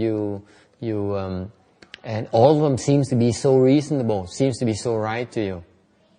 That's where the pitfalls are. You're trying to understand too much. Instead of understanding, you just do it. Okay, it hurts right now. I can take a little bit more, a little bit more every single time. And you break through eventually. When you build up, you break through all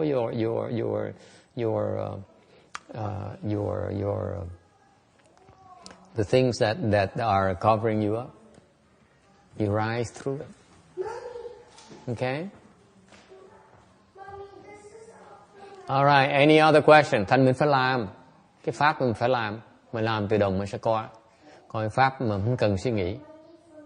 Thành nó thoải mái dễ sợ lắm. Mình tu mình chỉ làm thôi. Mình tu là mình chỉ bỏ thì giờ mình làm thôi, tự động mình sẽ qua.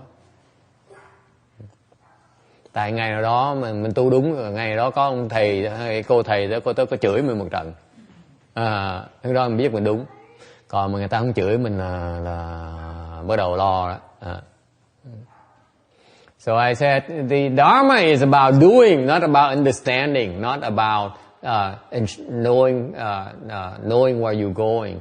The Dharma is about knowing, having a sense of direction and do it. And you do it long enough, you get there.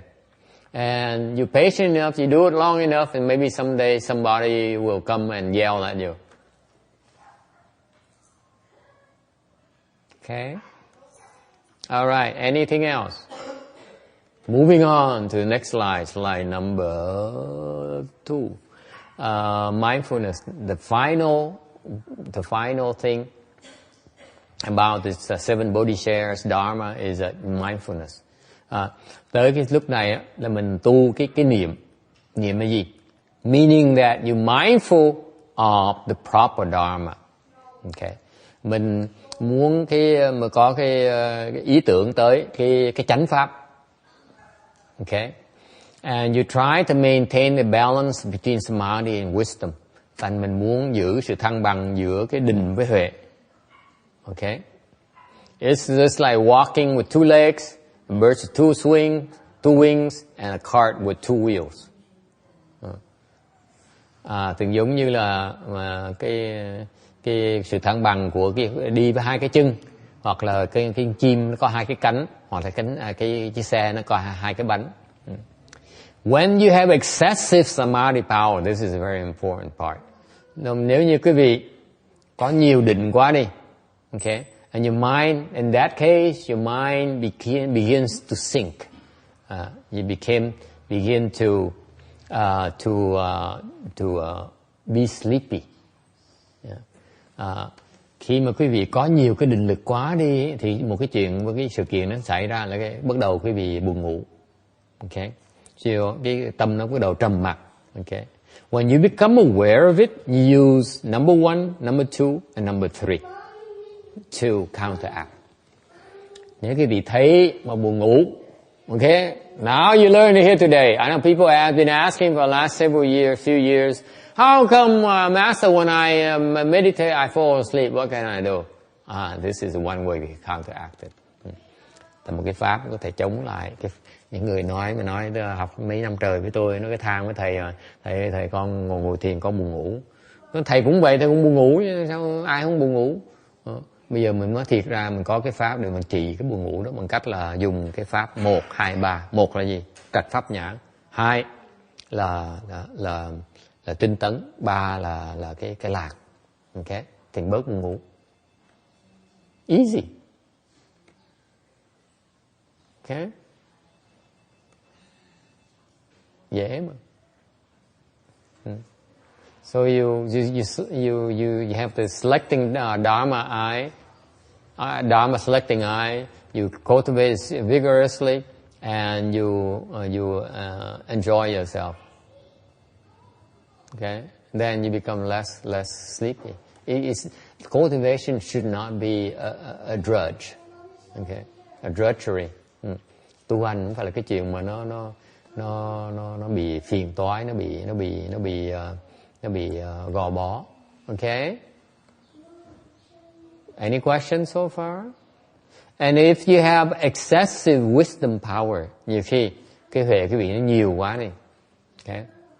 Your mind becomes agitated. Cái tâm mình nó phù động, nó động loạn lên. Then you use the remaining 3 dharmas to counteract. Thì như vậy mình dùng cái 3 cái pháp còn lại để mà mình trừ nó. 3 pháp còn lại là gì? Là trừ, xả với định. Okay?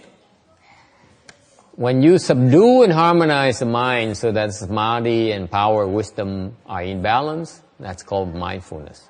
Nếu quý vị tu mà có thể chế ngự được và điều hòa được cái sự thăng bằng giữa cái định lực với hệ lực á, thì như vậy gọi là niệm. Okay? I know a lot of people, you read a lot of books, you heard it from a lot of people, you say mindfulness, you should be mindful of the sunset, or mindful of chewing 25 times before you can swallow. People did invent such a wonderful Dharma. Okay? Tôi biết quý vị có nhiều người đã học những cái pháp mà gọi là pháp chánh niệm, là pháp nhìn hoàng hôn, và chỉ biết nhìn hoàng hôn thôi, hoặc ngửi hoa hồng, chỉ là được ngửi hoa hồng thôi, pháp chánh niệm đó. Hoặc cái pháp khác là phải nhai, ăn cơm thì phải nhai 25 lần mới quyền nuốt, trước 25 đầu không được nuốt. Okay. Có những cái pháp như vậy, gọi cái pháp là pháp chánh niệm. Bên mình cái pháp chánh niệm của Đại Thừa, trường độ mình nó cao hơn một tí, là mình muốn có sự thăng bằng giữa cái huệ với định. Okay?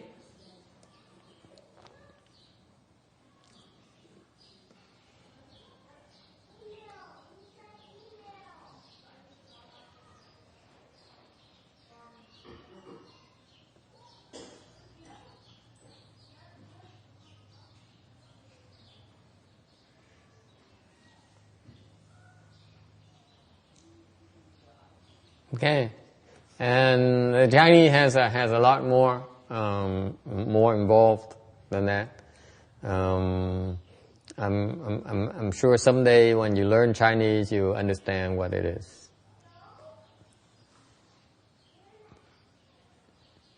Okay, any other question? Ai thắc mắc gì không? That's the seven body shares. This is what you need to know about these different tools to help you reach enlightenment. Muốn giác ngộ phải biết mấy cái này. Yes.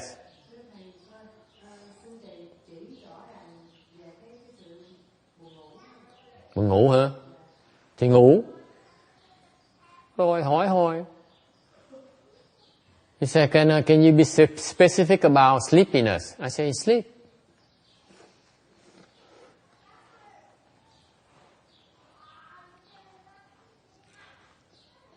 Thì mình cứ tu thôi, mình tu chừng nào mình đừng có bỏ cuộc, chừng nào mà mình cứ tu đủ tự động nó hết buồn ngủ. Khi mình ngồi đủ lâu rồi, cái khí nó thốc một cái mình buồn ngủ không được nữa, ngủ không nổi nữa, ngủ không được nữa. Lý do tại mình bỏ cuộc trước khi khí nó thốc thôi. Lúc mà khí nó chạy rồi mình ngủ không được. Không cần ngủ. Đỡ phí thì giờ dễ sợ đó. Bác Tân Hương cho mỗi ngày tôi phải ngủ phải 5-6 tiếng, 7 tiếng, bác sĩ nói nhưng thôi già rồi, yếu sức làm sao. Không có đâu. Mình ngồi mình tu mà đúng khí nó chạy một cái là mình không cần ngủ. Cái cơ thể nó tự động nó theo. Lúc cần nó sẽ ngủ, lúc không cần nó ngủ, không sao hết. Ok. Cái quan trọng trên pháp buồn ngủ là mình đừng có bỏ cuộc. Mình cứ cố gắng mình tu tiếp thôi. Nếu như mà tớ được dùng cái sáng suốt mà dùng được cái pháp 1, 2, 3 thì dùng được thì dùng. Không dùng được mình cứ ngồi mình làm thôi. Cái pháp 1, 2, 3 là mình ngồi tiếp á. Mình chọn ngồi tiếp. Ok. Mình tinh tấn ngồi tiếp, không có bỏ cuộc. Thứ ba là mình ngồi tự động lúc mà nó ngồi đủ lâu rồi á thì tự động nó có cái lạc ở trong á. Ok. Đó là về cái đó là thực tiễn. Còn về lý thuyết thì mình nói vậy nó ngon lành hơn. Ai không hiểu ráng mà chịu. Chứ hồi nãy đâu có ai hỏi tôi làm sao mà cái 1, 2, 3 nghĩa là gì, đâu có ai hỏi đâu. Thì tôi đâu có thèm trả lời làm gì. Mình chỉ ngồi thôi. Cái pháp mình chọn mình ngồi mình làm tiếp. Không có phiền não, không có than tại sao mình buồn ngủ như vậy. Buồn ngủ là cái nghiệp nó tới. Ok. Mình kiên nhẫn mình chịu đựng thôi. Không có bỏ cuộc. Ok.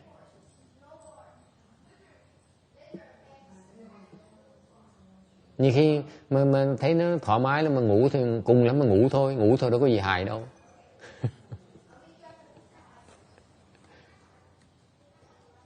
Đừng có gỡ chân ra, ngủ mà đừng có gỡ chân ra. Ngủ mà duỗi chân ra là không tốt. Okay? I said, because no one asked, and therefore like when Ước, when he meditates and he gets sleepy, he says, oh, too much, okay, I rest a little bit. And then, okay, I go sleep a little bit. You like that, then it's no good. If you meditate and you get sleepy, what do? You continue to meditate. If you still cross your legs and you fall asleep, you fall asleep. Okay? But you still have, your legs are still crossed. Then the magic happens. That means you're not giving up. That's called vigor. Well, the best vigor you can. Okay? My definition of vigor is very, very loose. Okay? But you don't give up. That's the whole point. And when you don't give up, that's when number 3 kicks in. You have not to give up. You must not give up before number 3 can kick in. Before you can experience bliss and joy from your cultivation. Tại vì khi mình không bỏ cuộc á, okay, thì cái lạc nó mới tới. Còn mình bỏ cuộc lạc nó không tới được. Tu nó khổ quá này.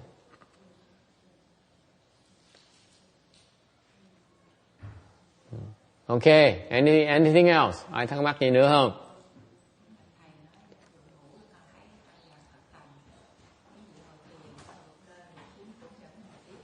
Vẫn ngồi xếp bằng như thường, không được duỗi chân ra.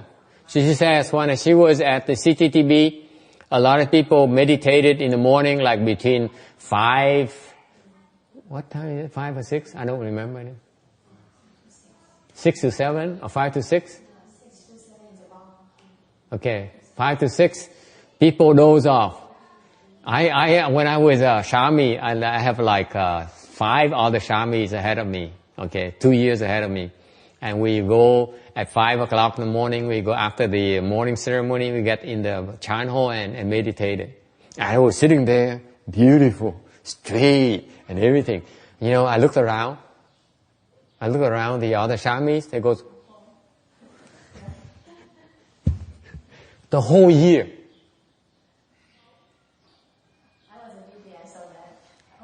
Yeah, they always like, and it's like this, back and up and down, back. Lúc mà tôi làm sa di và Mường Thành vậy, sau công phu khuya từ 4 giờ 5 giờ thì 5 giờ đến 6 giờ mình ngồi mình thiền thì tôi có 6 cái vị mà sa di trước tôi á, từ trước tôi 2 năm trời nha, 2 years ahead of me, you know that? 2 years ahead of me. I was there and meditating in the same room, and I was sitting straight and adorned and beautiful and everything. Đẹp dễ sợ lắm, ngồi đẹp thẳng dễ sợ. Còn người ta ngồi, ta vẹo cứ ngủ ngàn ngủ gật như vậy không, cả tiếng đồng hồ luôn, cả năm trời á. So they've been doing that for 3 years now. Tức là họ ngồi ngủ gật cả 3 năm trời rồi. You know what happened? They never uncross their legs. Không bao giờ gửi chân ra, ngồi ngủ vậy thôi, ngủ sướng lắm. If you don't uncross your legs, it feels good when you sleep. Let me assure you. Thiệt á, mình ngủ mà cái chân mình xếp bằng lại á, nó sướng lắm, nó có cái sướng của nó. And what happens after 3 years of doing that? No one ever scolded them about that. Okay, không ai mắng mấy thầy hết. What can you do? They're gonna fall asleep. Okay? Họ buồn ngủ mà làm cái gì bây giờ, đánh họ làm cái gì? Okay? And guess what happened after 3 years? At the end of my stay there, I stayed there for 10 months. They stopped dozing off. They sit all straight, as beautiful as I was. Well, not as beautiful as I was, but they sat straight. See, that's what happens when you don't give up. You keep it up. And it takes care of itself. Mà nghe hiểu không? Đừng có đòi, mình chấp nhận thôi, mình cứ chịu nó thôi, chịu thôi. Okay, so sau 3 năm rồi đó, mấy thầy đó, cái lúc mà tôi ở đó có 10 tháng thôi, cái tháng thứ 10 tôi ở đó là mấy thầy không có ngủ gật nữa, ngồi thẳng luôn cả giờ luôn. Mình chỉ làm thôi, tiếp tục làm thôi, cái chuyện gì xảy ra kệ nó. Okay, think too much. You sit there and say, oh my God, how much longer? I'm going to break my legs here. Okay, feels better for me to unbuckle my legs like ước and lie down and say, oh, I better get some rest because tomorrow I have a hard day ahead of myself.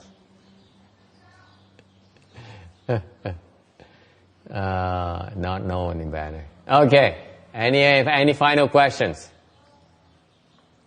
Có ai có thắc mắc gì không? Đi sư coi gì? Cho ngủ luôn.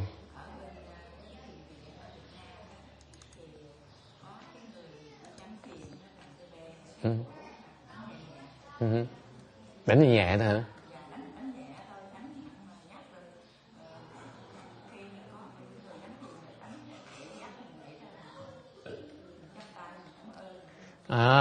Venerable Bhikshuni says, yeah, I saw that at CTTB. She was there for several months.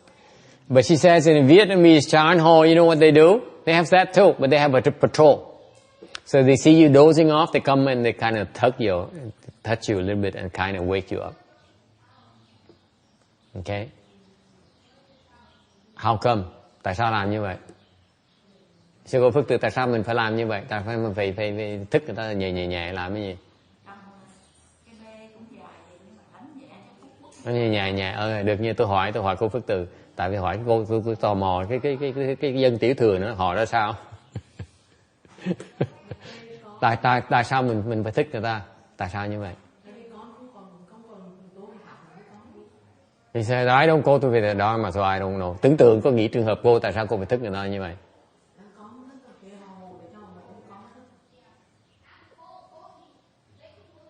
Không thích mất mặt chết, mất cỡ chết. Người ta vào, cư sĩ vào ta nhìn nó, trời ơi, mấy thầy mấy cô toàn ngủ gật, thiền gì đó, thiền viện là toàn là thiền ngủ.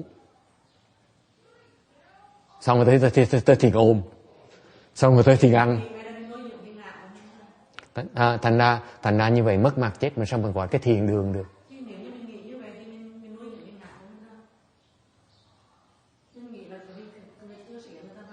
Mình không nuôi ngã mình, ai tới cúng dường mình bây giờ? Cô vừa phải thôi.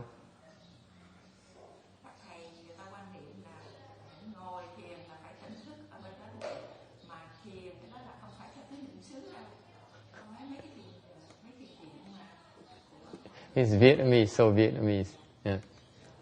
She says that I asked a short one. I said, "So what's your approach?" She says, "I don't cultivate that dharma." I said, "You Hinayana dharma, you should have something similar." You imagine if you were in that situation, what would you do? She says, "I don't know. I think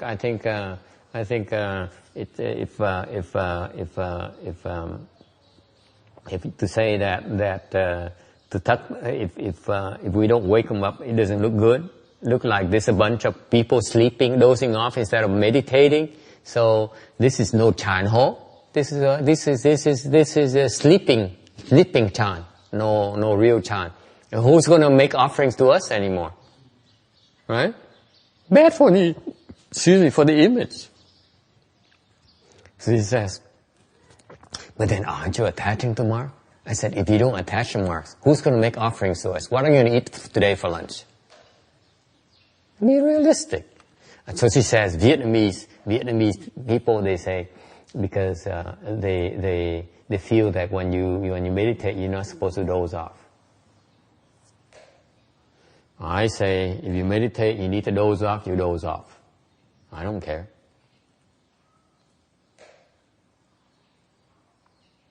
Like the boys here last Chanchi, you know what they did all day and night?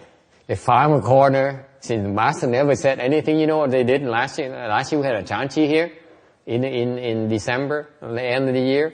They have a Chanchi and they stayed in the Buddha hall because no room for them. They lived in a parking lot in their cars, sleep in their cars if they need to. So when it's time to meditate with the master, see? They make sure they meditate with the master. You know what they did? It's kind of embarrassing, but I tell you the truth. Okay?